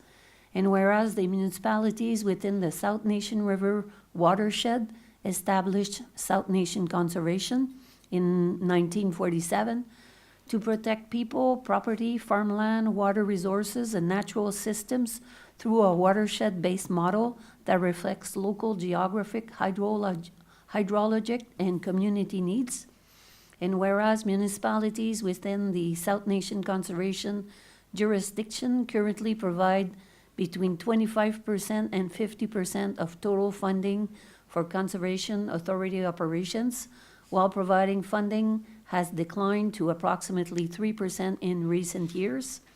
And whereas South Nation Conservation delivers essential services that support municipal responsibilities, including natural hazard identification and permitting, watershed planning and development review, flood forecasting, emergency management and low water response, drinking water source protection, watershed monitoring, reporting, and technical studies, sustainable forestry, agricultural stewardship, and restoration programs, management of over 13,000 acres of conservation lands, including lands donated by residents and managed through municipal services agreements.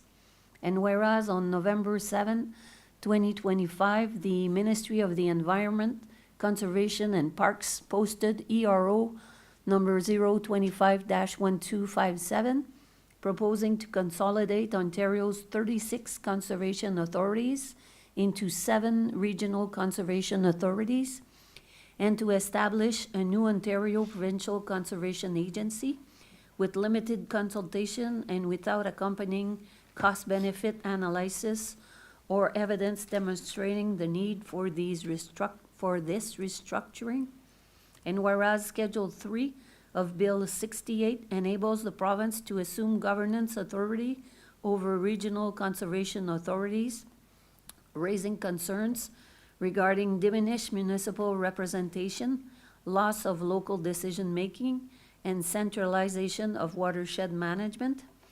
And whereas municipalities in Eastern Ontario have expressed concern, including the United Counties of Stormont, Dundas, and Glengarry, as well as the United Counties of Prescott-Russell, that restructuring may increase red tape and administrative burden, impose significant transition costs for HR, IT, land transfers, and governance realignment, dilute rural voices within large regional agencies dominated by major urban centers, erode donor confidence, and affect the stewardship of thousands of acres of locally donated lands, disrupt bilingual service delivery in designated municipalities governed by the French Language Services Act.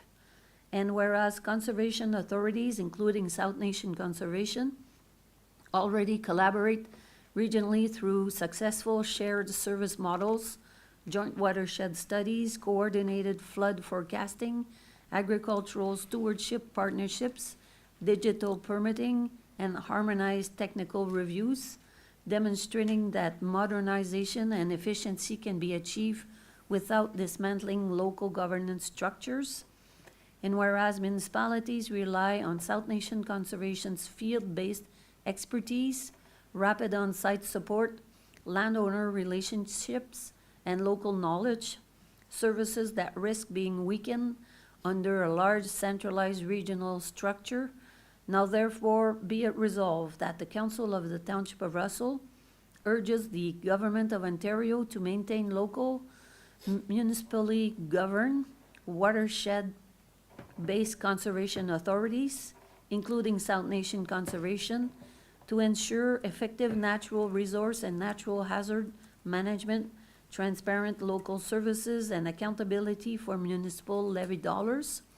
And further, that the Council of the Township of Russell does not support the proposed consolidation boundaries presented in ERO number 025-1257, or the creation of a new provincial conservation agency without evidence-based analysis, transparent consultation, and clear articulation of impacts to municipal budgets, local service delivery, donor lands, and bilingual obligations.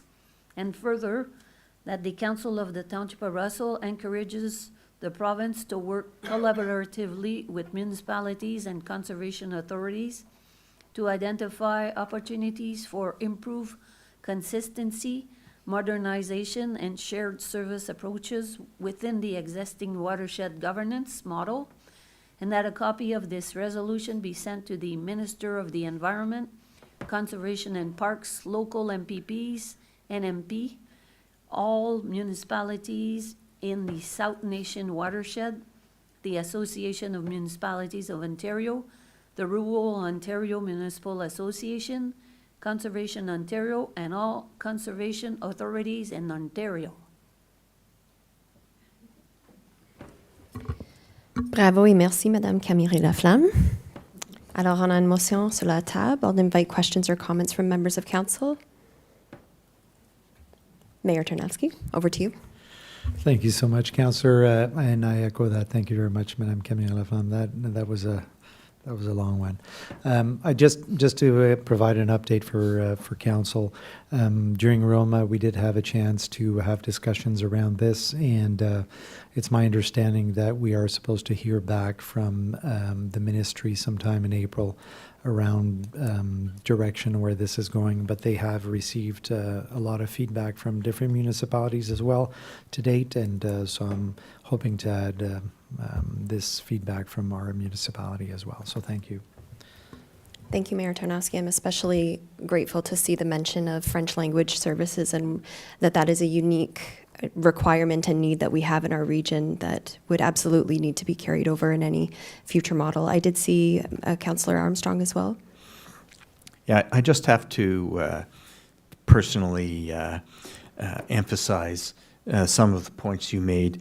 The fact that the current conservation areas are divided up by watershed is an obvious and a natural way to divide these conservation areas up, their authorities, and specifically their local expertise, their knowledge of that watershed. It can't be, in my mind, generalized across all of Eastern Ontario, which is what the 7 regional authorities would have, that Eastern Ontario area. So that is so much to the advantage of the local population in terms of the protection, that local knowledge and whatever. It has to be maintained, and I have no indication in the ERO that such things are going to happen. We're going to lose it, and we, as a local population, in times of a natural disaster, flood, drought, or something, that's when we'll pay for it. Merci, Conseiller Armstrong, for your comments. And I did look at South Nation's website. We are still on a level 3 water warning. So that has not changed, and that is a very real and prescient issue. Any other questions or comments from members of council? So we do have a mover and a seconder for this resolution. So we'll move into the vote. All in favor? And that's passed. Thank you. I'll pass the chair duties back to Mayor Tarnowski. Thank you very much, Councillor Deacon. Appreciate your support there. And Madame Camille Laflamme, I'll take B. I'll read that one. Okay, moving to item B, and this is a motion by Councillor Deacon, seconded by Conseiller Marc Lalonde.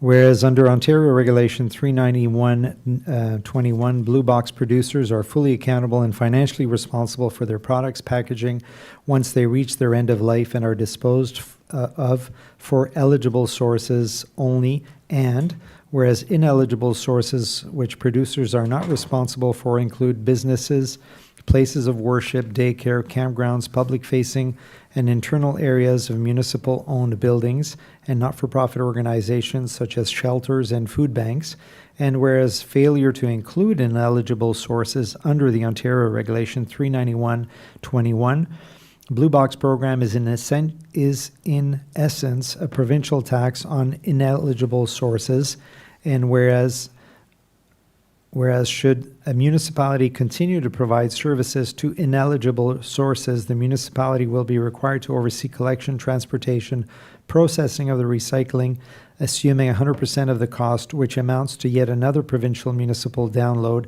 and therefore be it resolved that Council of the Township of Russell support the resolution of the Township of North Glengarry dated August 11th, 2025, and hereby request that the province amend the Ontario Regulation 391-21 Blue Box so that producers are responsible for end-of-life management and recycling products from all sources, and further, that this resolution be forwarded to the Honourable Doug Ford, Premier of Ontario, the Honourable Todd McCarthy, Minister of the Environment, Conservation and Parks, Mike Harris, Minister of Natural Resources and Forestry, MPP Stéphane Sarrazin, Member of Parliament for Glengarry Prescott Russell, Rob Flack, Minister of Affairs and Housing, and the Clerk of the Township of North Glengarry. We have a motion on the table Questions and comments, members of council? Okay, I'll proceed to the vote. All in favor? And passed. Merci beaucoup. Moving to item C. Motion that council approve all recommendations listed on the agenda under item 11, reports from, I lost my page. Reports from,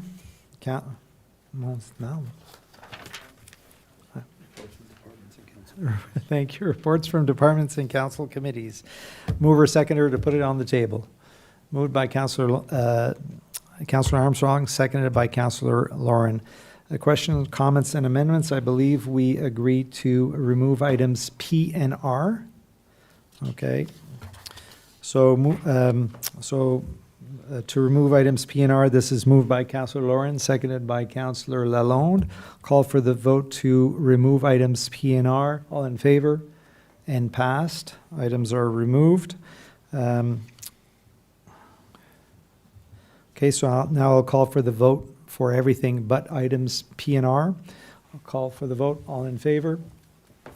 And passed. Okay, moving to item P.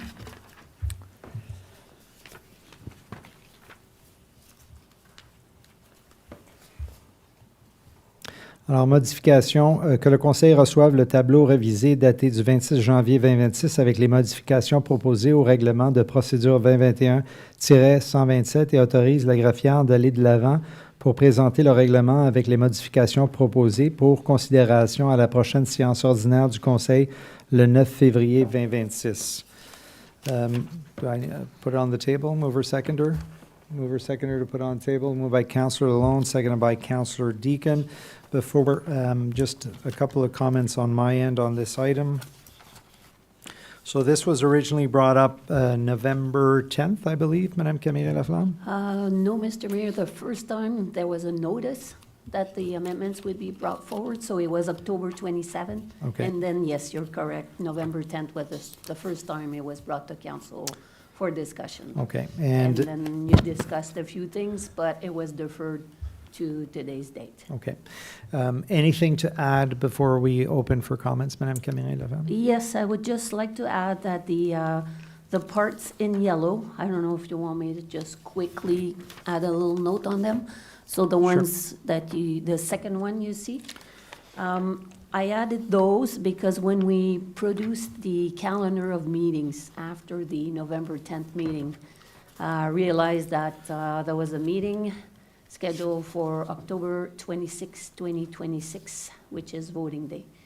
So that's why I prepared exceptions because of when there is a municipal elections. So this way it would stand for every election if we have something like that that happens, because at the last time in 2022, we did not have the exact inaugural meeting and all that in the procedural bylaw. So that's why these two items were added there. So c'est 4.31 puis 4.32, Yes, c'est ça? Ouais. sorry, yes. So that's just to add to the regular schedule for exceptions for Okay. elections. And then the other one that was added, that was not there November 10th, is 10.4. So it was discussed by council, I believe, on November 10th, that instead of saying 2 weeks, we should say the number of days prior to the calendar when we do the amendment. And if this goes forward, I can see that it would also apply to the next one, which is 10.4.1. D'accord. Ouais, those are connected, right? Yes. Yeah. So Okay. those are my, Okay, before I turn it over to, merci beaucoup, Madame Camille Laflamme, for all the work that has gone into that. There was a lot of analysis that was provided with the report originally as well, so thank you very much. I'll share my comments and then I'll open it up for council. So I, as a general rule, agree with the changes 4.3.1, 3.2, 10.3.7, 10.4, 10.4.1, and 23.1.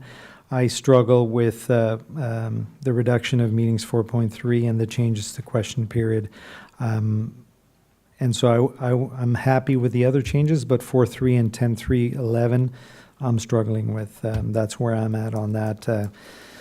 I think operationally, we can manage. I think that, that reducing the number of meetings, from an efficiency perspective has some value, but I just feel that we're reducing some access and, if nothing else, the perception of work of council. Although we do a lot of work outside of these meetings, I just think that there is a perception challenge there that I'm not quite willing to accept at this stage. So that's just my point. So I'll open it up to council. Councillor Lauren. So just like I stated in the last meeting, I would be against those two items as well being included in the revision.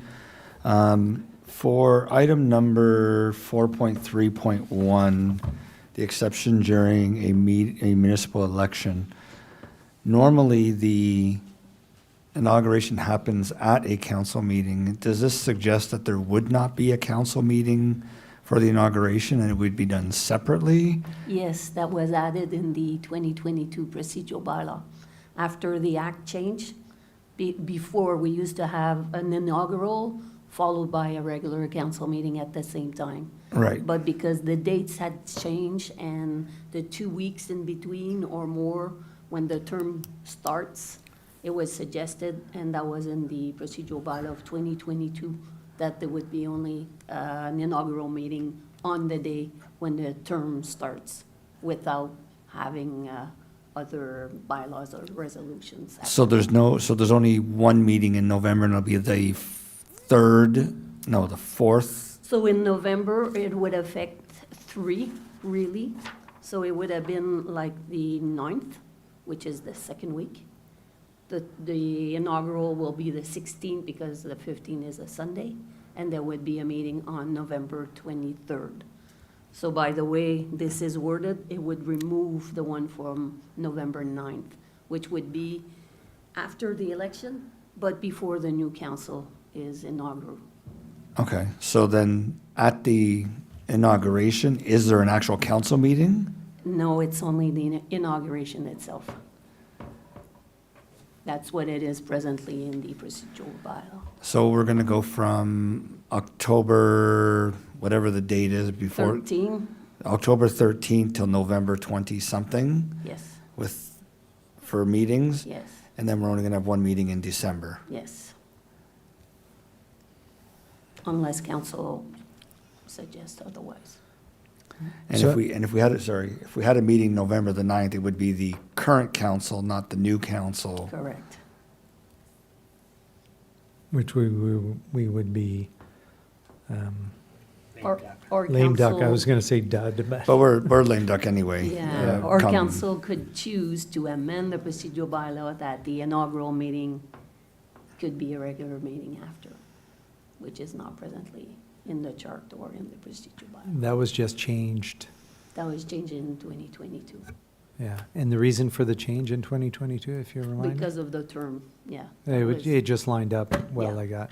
So in essence, if Councillor Lauren would that give us 2 meetings in November then? But they would be like back to back. Yeah, so that doesn't make sense. No, they're back-to-back weeks. Yeah, it doesn't make sense. Yeah, There's 3 in a row right now. okay. Anything else to add, Councillor Lauren?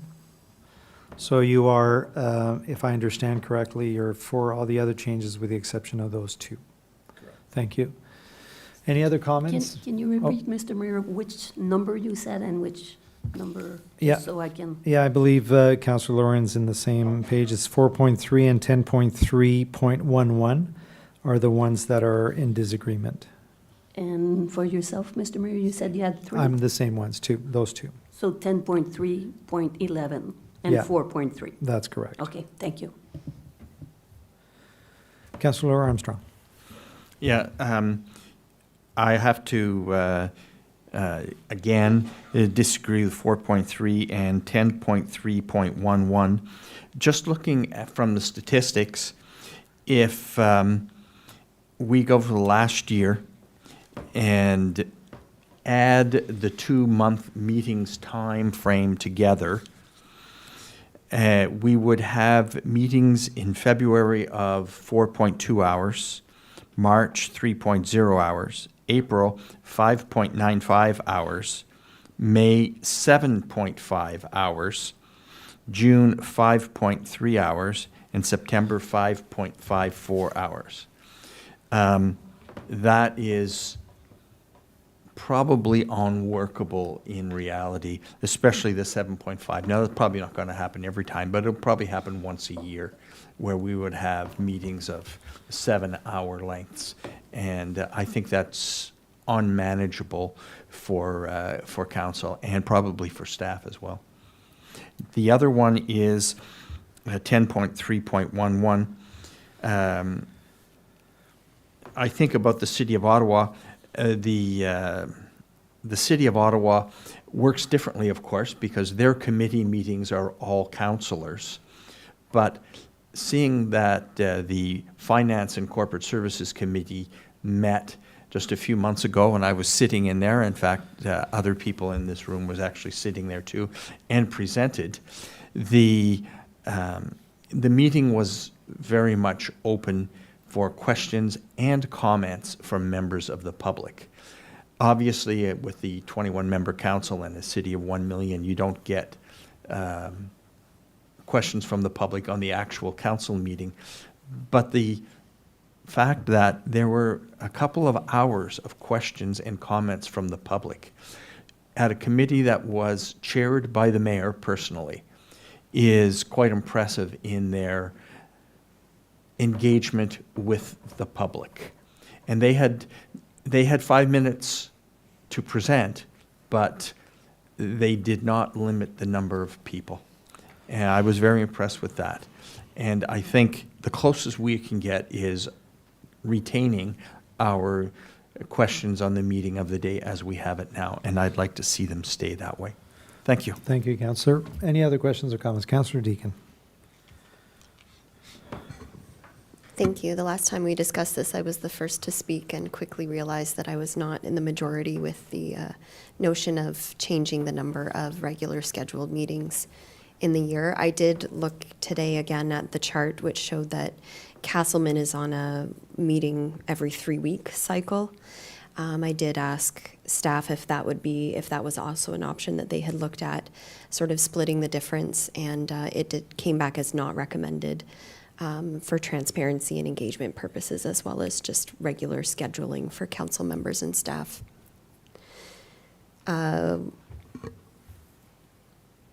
like to better understand the 4.3.1. If I heard earlier from Madame Camille Laflamme, the reason why it was changed in 2022 was specifically because of the way that the election fell in that calendar year. Madame Camille Laflamme. Am I correct in understanding that? Yes, and I can put more context. So before the inaugural meeting that was in the procedural bylaw would say we would have the meeting on December 1st, if that makes any. So that's when the inauguration was. So that's even further. Even further. Yes. So this way we said, okay, now we have the new council, let's swear them in and we can start, and whatever happens, if there's an emergency or a special needs to be done, or a regular council, at least we're all ready to step in. Get them to work. Yes. Thank you for the clarification. So on that item in particular, 4.3.1, I just want to state that I'm not amenable to a meeting specifically for inauguration of council. I would like us to get down to business in that first meeting. I'm not one for the fanfare and all of the setting up and the staff time that it would require to set up an inauguration only and then not conduct business of council thereafter. I'm open to hearing from other members of council if if there are reasons to keep the inauguration separate. But I would like to revisit that point with that in mind, that I would prefer the inauguration followed by a regular meeting of council immediately. Madame Camille. I can add something to that if you'd like. So in the procedural bylaw right now, it's under 4.1.1, the inaugural meeting. So there's like 5-6 points. There's the opening, the mayor's declaration, councillor's declaration, councillor's inaugural address, mayor's address, adjournment. So we could add just another part instead of the adjournment, that we start a regular council meeting right there.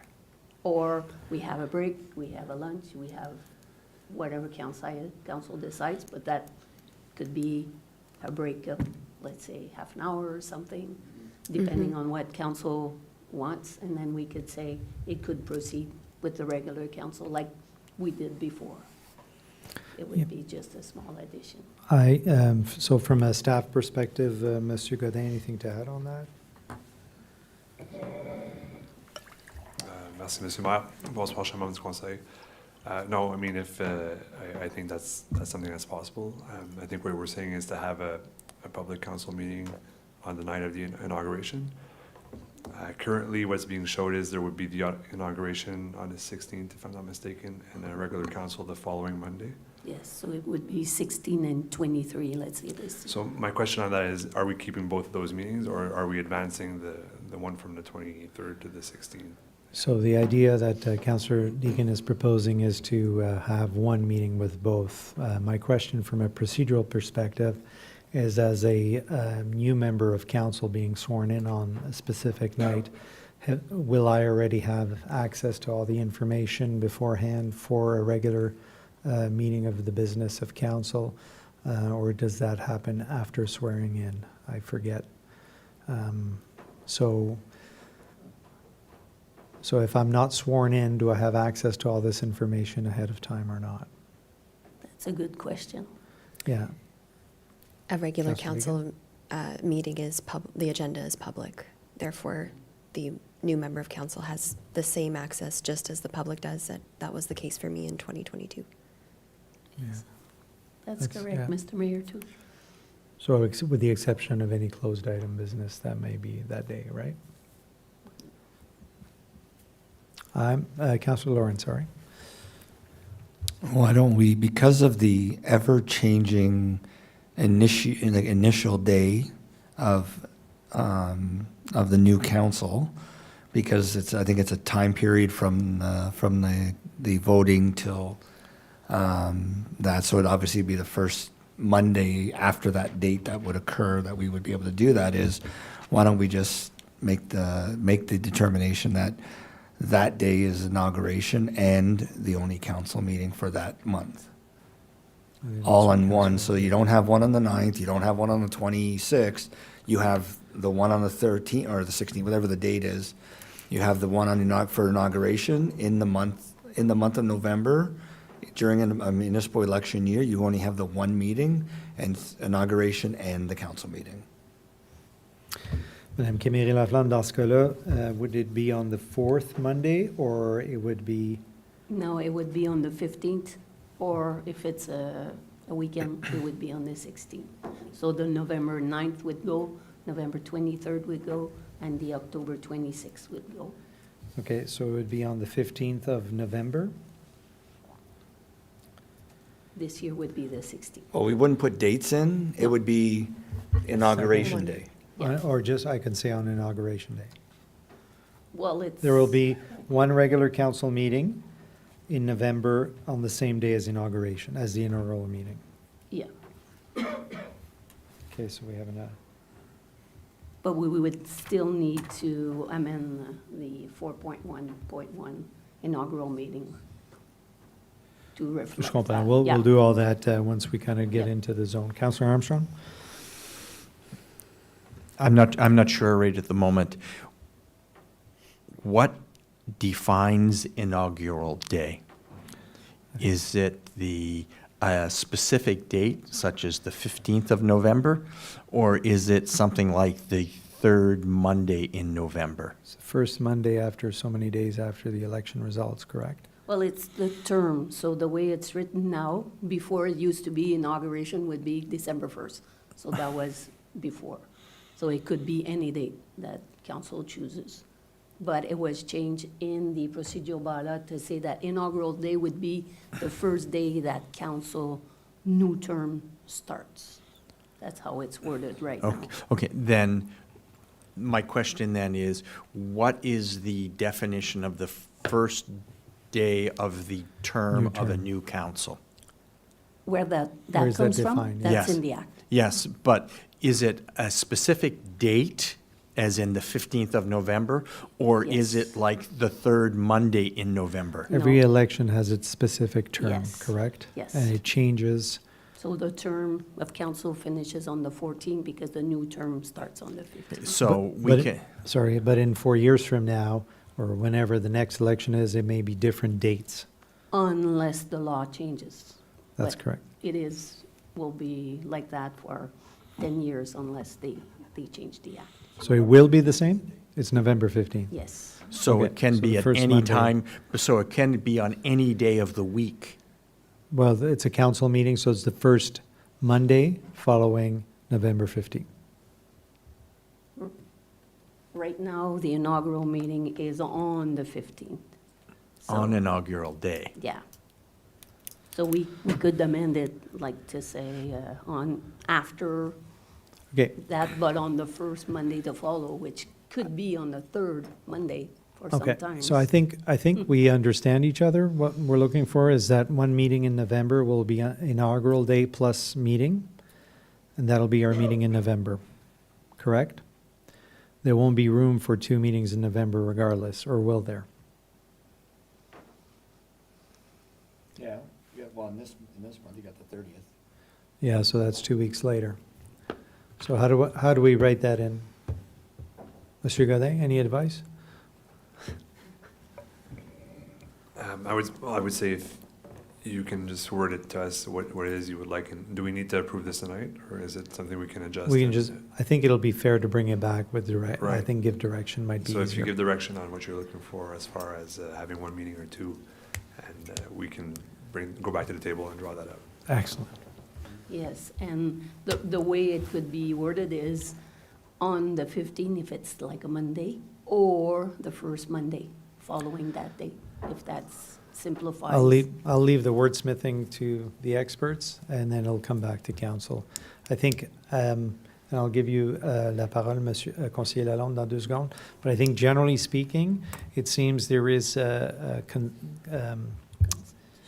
Consensus. consensus, thank you, that we want to maintain our two meetings per month as they are now, with the exception of certain months, that we want to maintain the question period as it is now. That seems to be the consensus, certainly from that side of the table. And I had Councillor Lalonde for additional comments.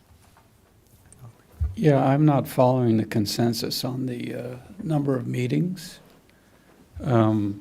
I appreciate that we've talked for a few minutes from my perspective, what has been a counselor's perspective on when they'd like to meet or not like to meet, or the frequency or what have you. I'd just like to go back to staff's perspective on the data that they presented and the proposals that they're submitting to maybe talk more about that side of the thing and a little less on the side of the counselor's sort of take on it. I think, I know Councillor Deacon mentioned something about 3-week, maybe holding meetings every 3 weeks, which would take out a certain number of meetings in the year as to whether, was there a transparency issue with the other. I think the issue was a scheduling issue. Yeah, so, Scheduling. because I still support that, it's out of the ordinary, it's a little different. It doesn't take it down to once a month, but it does maybe eliminate, I don't know what the math is on that, over the course of a year, 4 or 5 meeting dates. We have the data and the work and the study that's been done by staff. I think there's a lot of value in it. They're raising the concern and the issue of the amount of time to prepare for these things.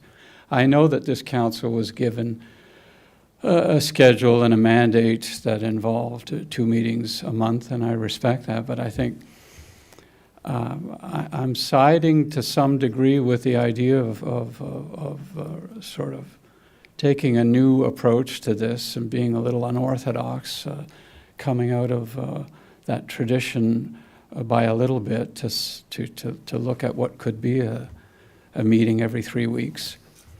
I think it should be attempted. Maybe there's an opportunity to try that in the fall before the election. The fact that maybe the the agendas during that time are a little lighter.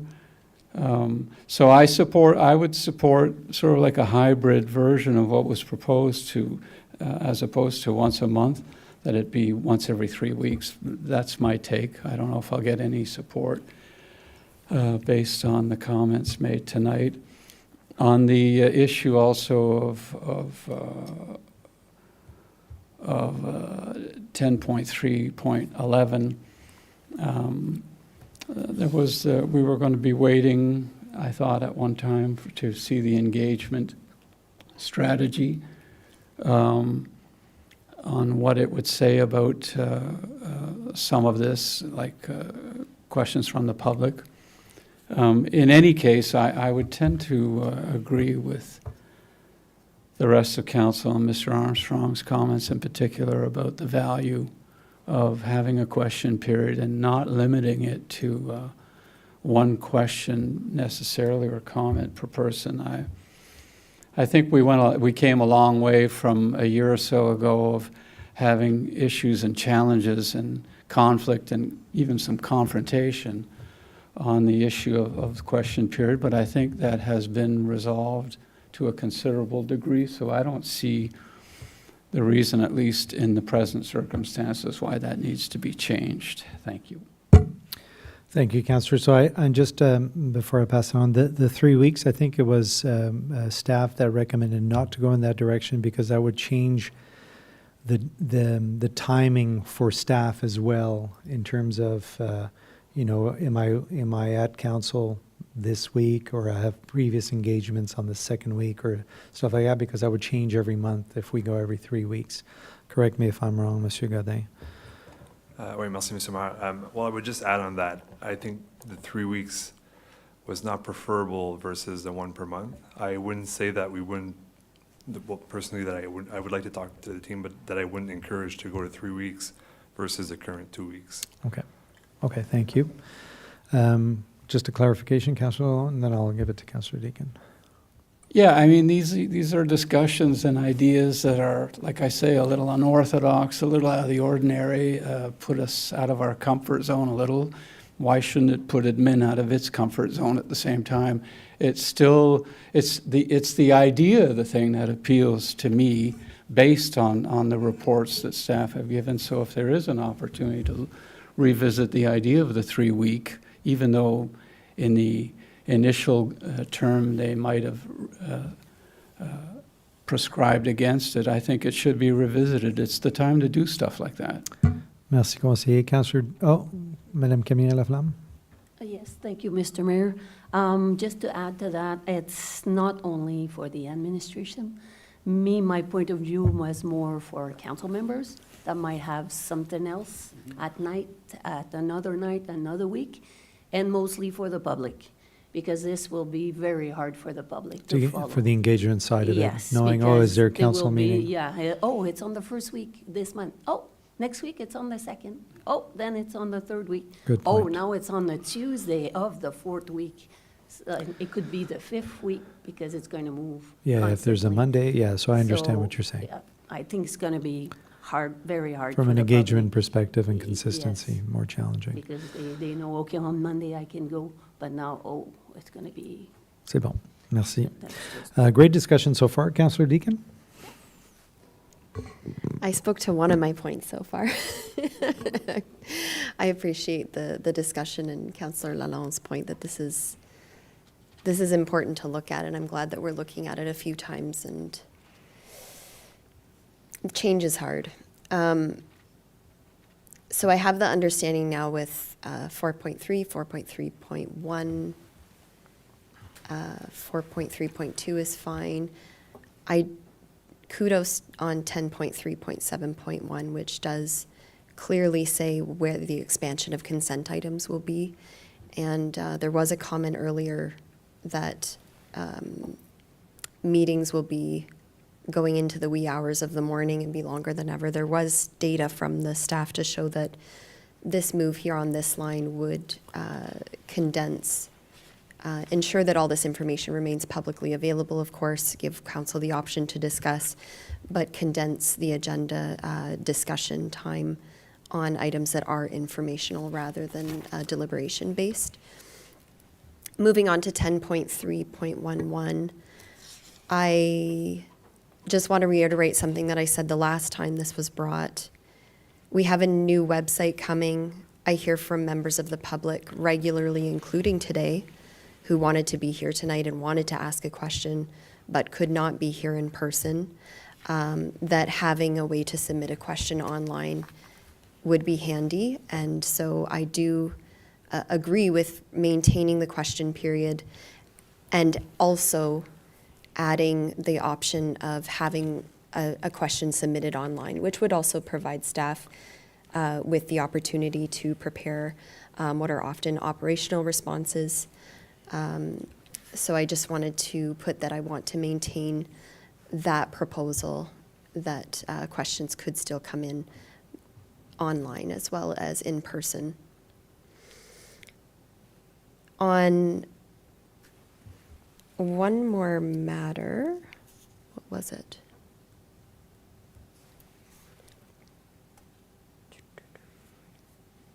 My apologies, I'm drawing a blank.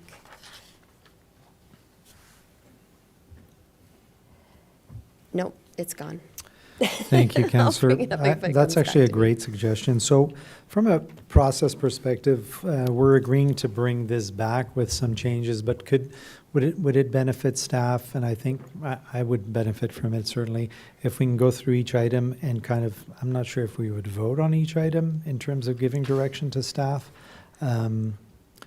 so that we have something that comes back that's kind of in line with the direction of staff as a whole. Would that make sense? Madame Camille-Laflamme, Monsieur Godin, just looking for some support there.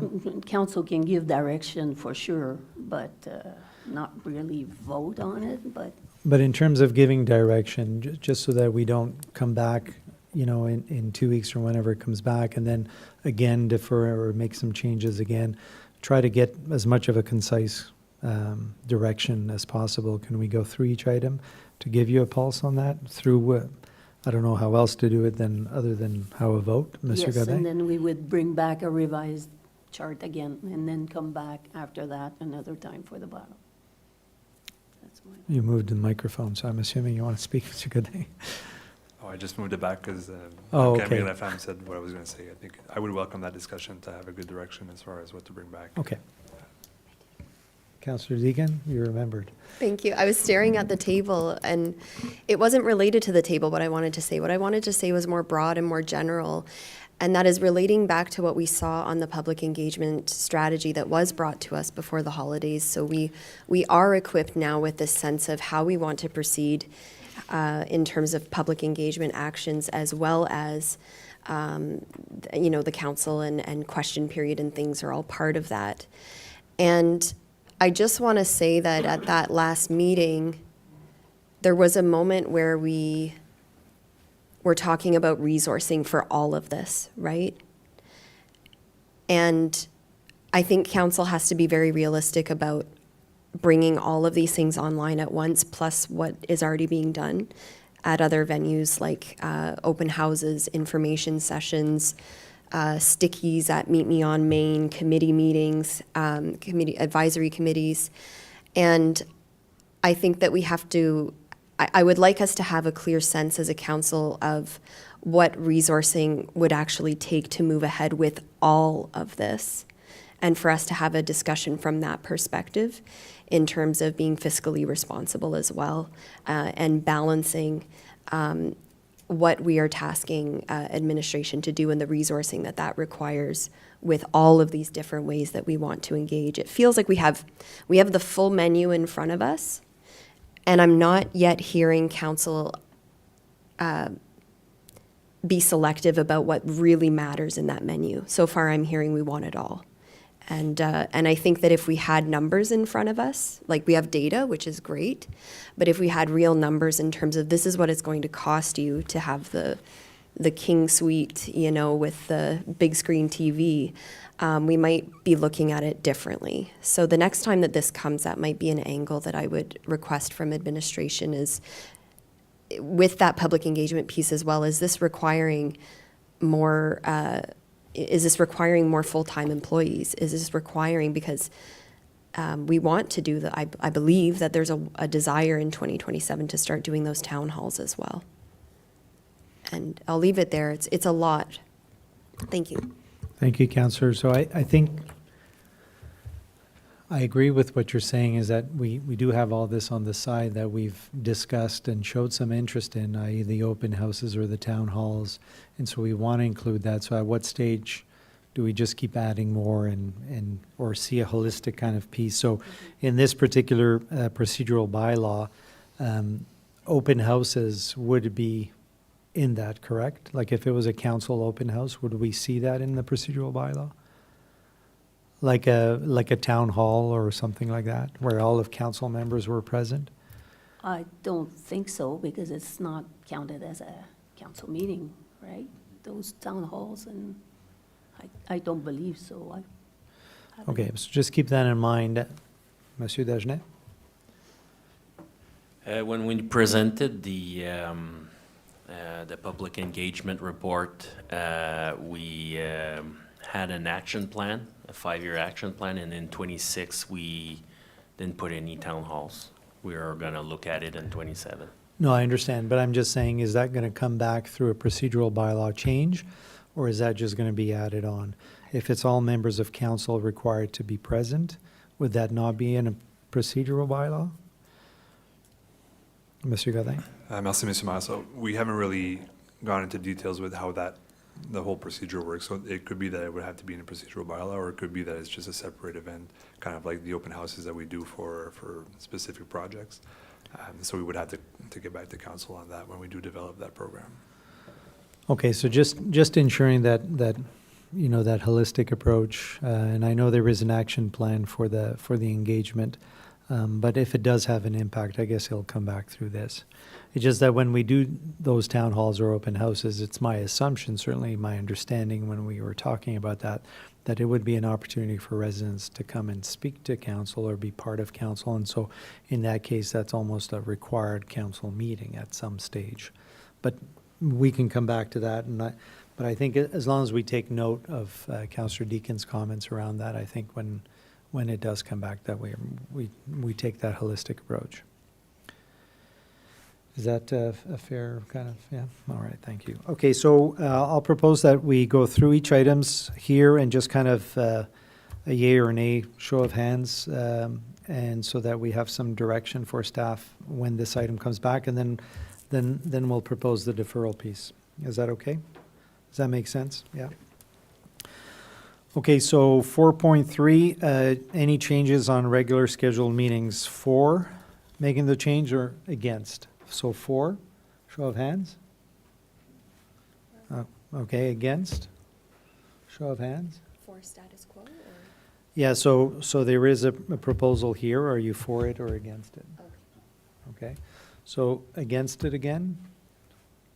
Okay. Item 4.3.1, as presented, I think we discussed about having an inaugural meeting and a working session on that 15th day or the first Monday that comes after that. Everyone in agreement with that direction? Show of hands, yeah. Thank you. And so if that, si ça occasionne une seconde réunion, ben, il y aura une seconde réunion, the way you word that. That makes sense, Madame Carrier? Merci beaucoup. 4.3.2, for or against, anyone for it? 4.3.2, the way it's presented there, for it? Yeah, everyone's in favor of that. 10.3.7.1, the consent items changes. Who's for that? All members of council are for that. So the question period, 2 points on that. So the first one is to remove the question period. Who is for that? Who is against removing it? Okay, so we're against removing it, but on the same token, adding an opportunity for residents to add questions online prior to the meeting. I think is something that's valuable to see added there. So who would be for that? Show of hands. Okay, against it, nobody, obviously. So, Mr. Mayor, that's everything that's in there? Oui, il faudrait juste faire, non, il faudrait juste faire des changements ici. Alors, on est contre des changements à la question period, so we will keep question period as it is, but we will add somewhere an opportunity for residents to send questions to be read in public during question period. Yeah. So as opposed to a resident just writing to their counselor or to the mayor or to staff directly, it would just be a question that they want to see put forth in public, and so answered in public. Thank you. And I think everyone's kind of for that. So, and we'll see how that works. I mean, if it causes challenges, then we'll address those at that time. But I think that's somewhere on the website to be able to do that. I think that's great. Great idea. 10.4, delivery of agenda. So the change recommended by administration. Who is for that? I don't think it's possible. Yeah. Hey? Mr. Mayor? Yeah. Yeah, thank you, Mr. Mayor. So for that particular change, that would have been a result of not having 2 meetings a week. I don't think we can release the agenda a week earlier. It would be released before the actual That's previous fair. meeting. That's fair. So, but there is a point in here around substitute. Oh, no, okay. So number of days doesn't change anything anyways, in this case, right? We could always change what we have presently for just does it say 2 weeks? It doesn't say there.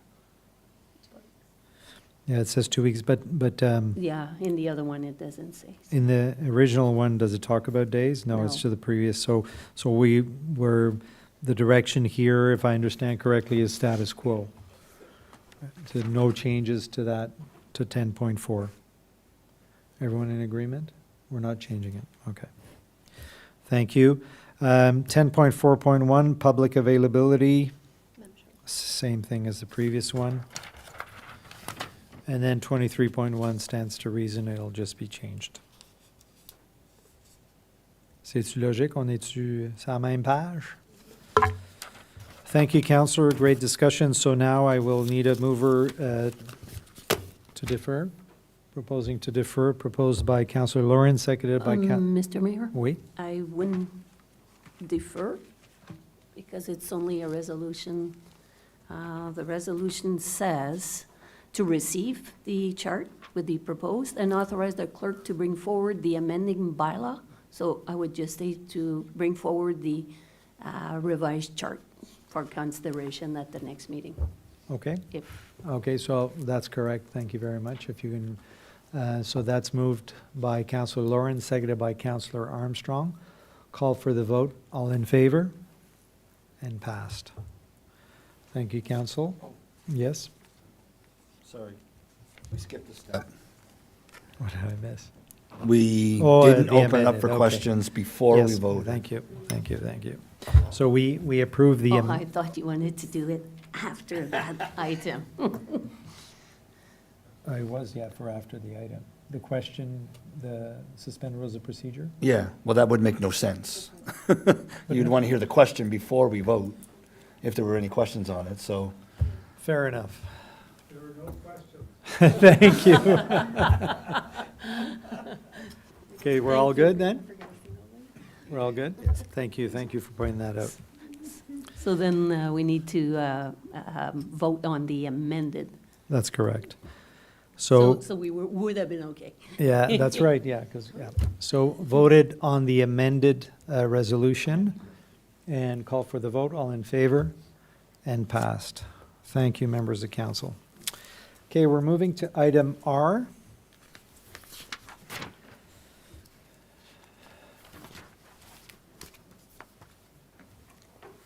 Still have to read it. Or do you have something previously? No? Okay. Let me just get caught up.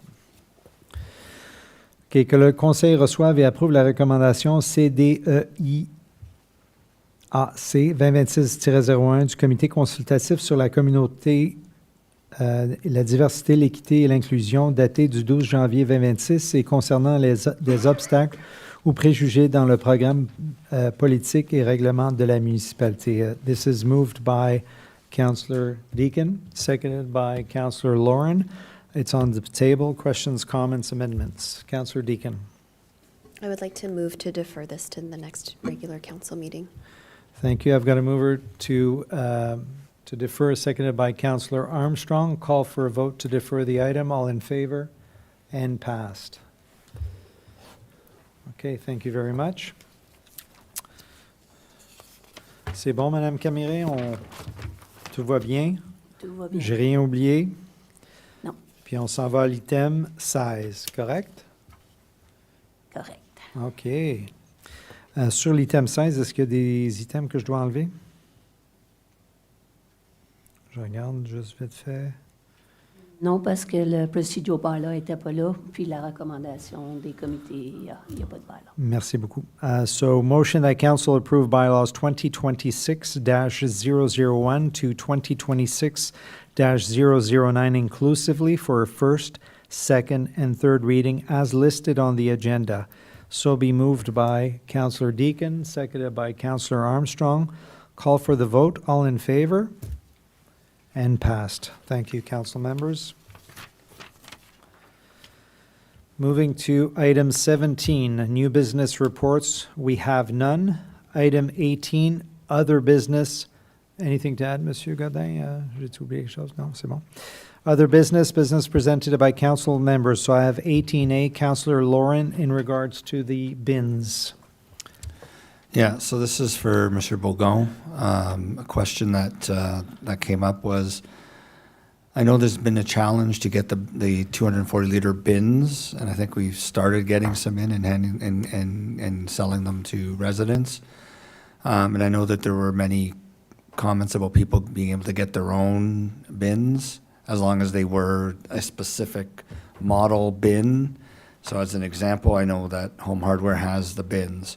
So my question is, if somebody decided to not wait for the township to have them available and went and got the proper bin for usage, who is responsible for that bin should it be damaged by the pickup of the garbage?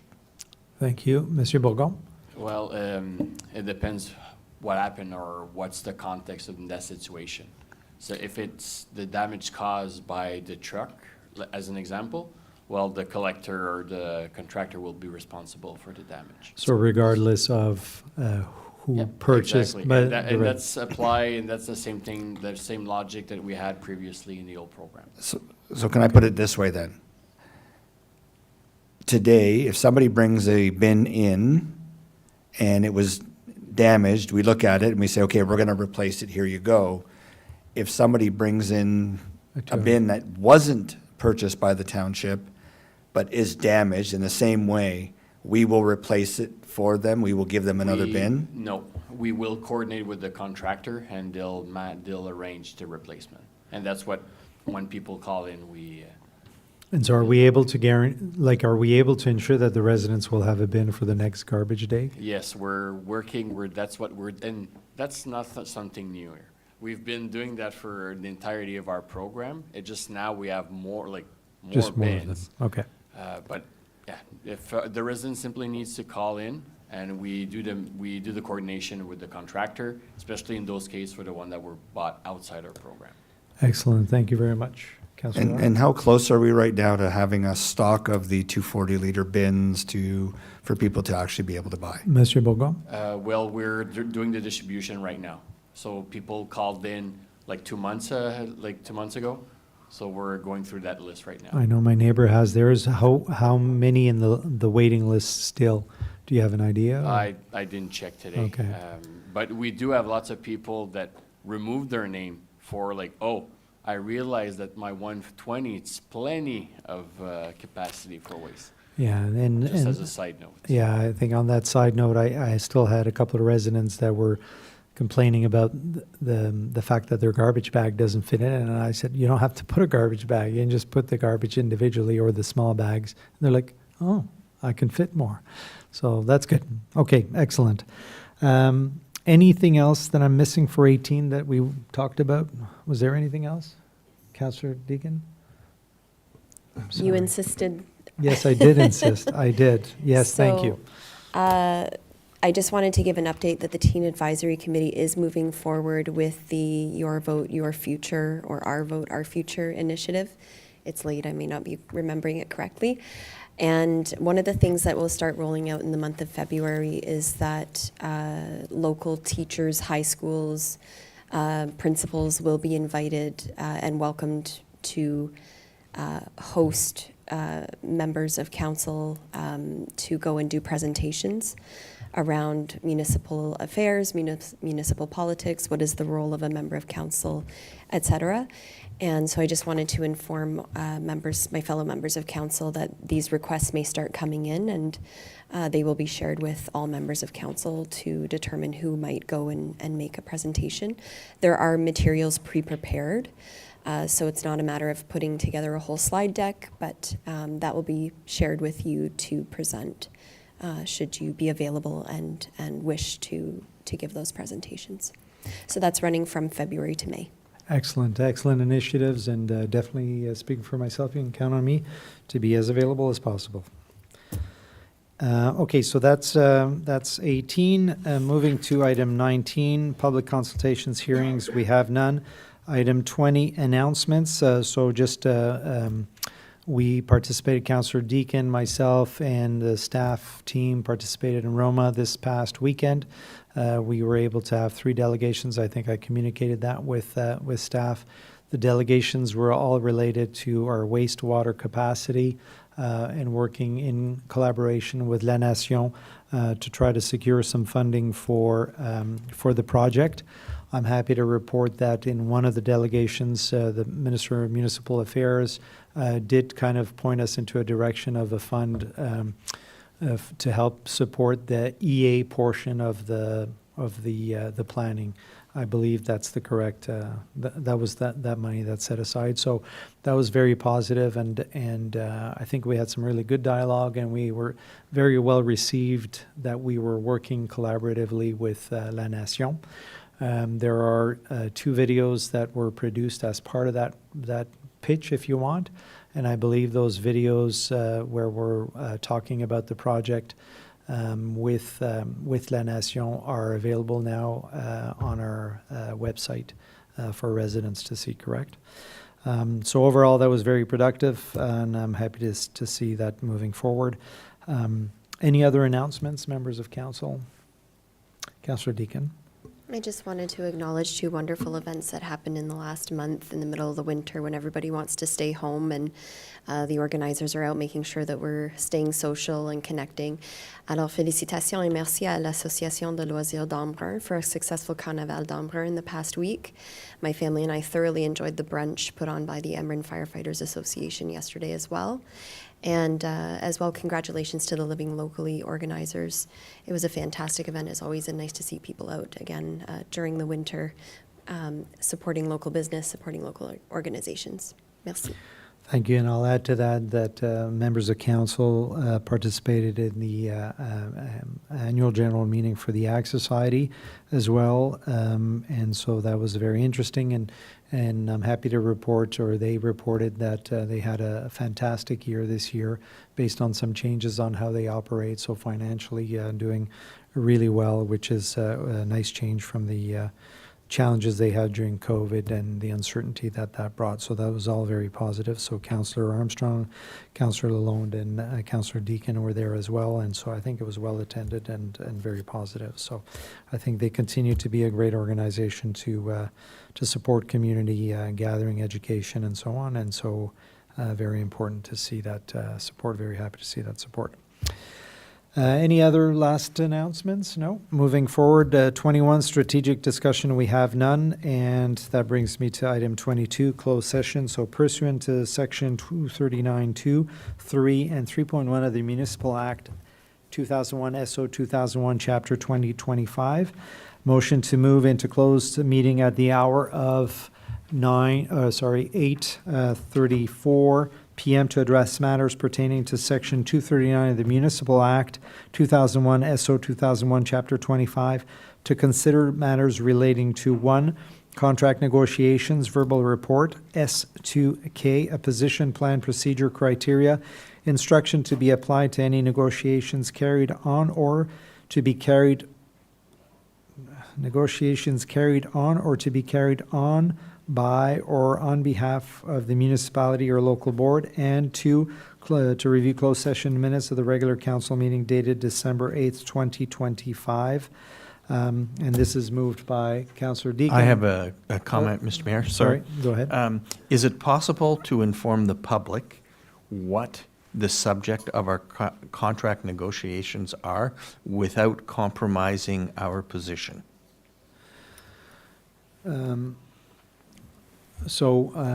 We did move to, like, the doors are closed already, but we shouldn't be enclosed yet, sorry. Not that there's not anybody there, but Mr. Godet? Through you, Mr. Mayor, I apologize. Can you repeat the question? Councillor Armstrong? Is it possible to announce and inform the public what the subject of the contract negotiations are about without compromising our negotiating position? Monsieur Godet? I think so. I'm just thinking over how to formulate it, but it's considering an opportunity for one of our, an opportunity for an agreement for an asset that we own. Okay, I mean, that's a little bit, it's in the spirit of the Being as requirement transparent as to give as much information to the public as possible without compromising our negotiating position. Okay. So having said that, I have a mover. Sorry, Conseiller Lalonde? Wouldn't that be handled coming out of closed session? Monsieur Godin? Merci, Mr. Mayor. So not necessarily tonight, but if ever there's anything that comes out of this, it would be completely public, definitely. Yeah. So it's just I guess, Councillor Armstrong is trying to ensure that we are as transparent before going into closed session as possible without compromising our position. Councillor Armstrong, is that correct? Yeah, we have a legal requirement to do that. It states it in the Municipal Act to provide as much information as possible without compromising the closed session discussion that would go on. I think it's a fair comment. I'm comfortable with that, Monsieur Godin. You're comfortable the way we've added that information on record. So going back to moving to closed session, I've got a mover, Councillor Deacon, seconded by Councillor Armstrong. Call for the vote to go into closed session. All in favor?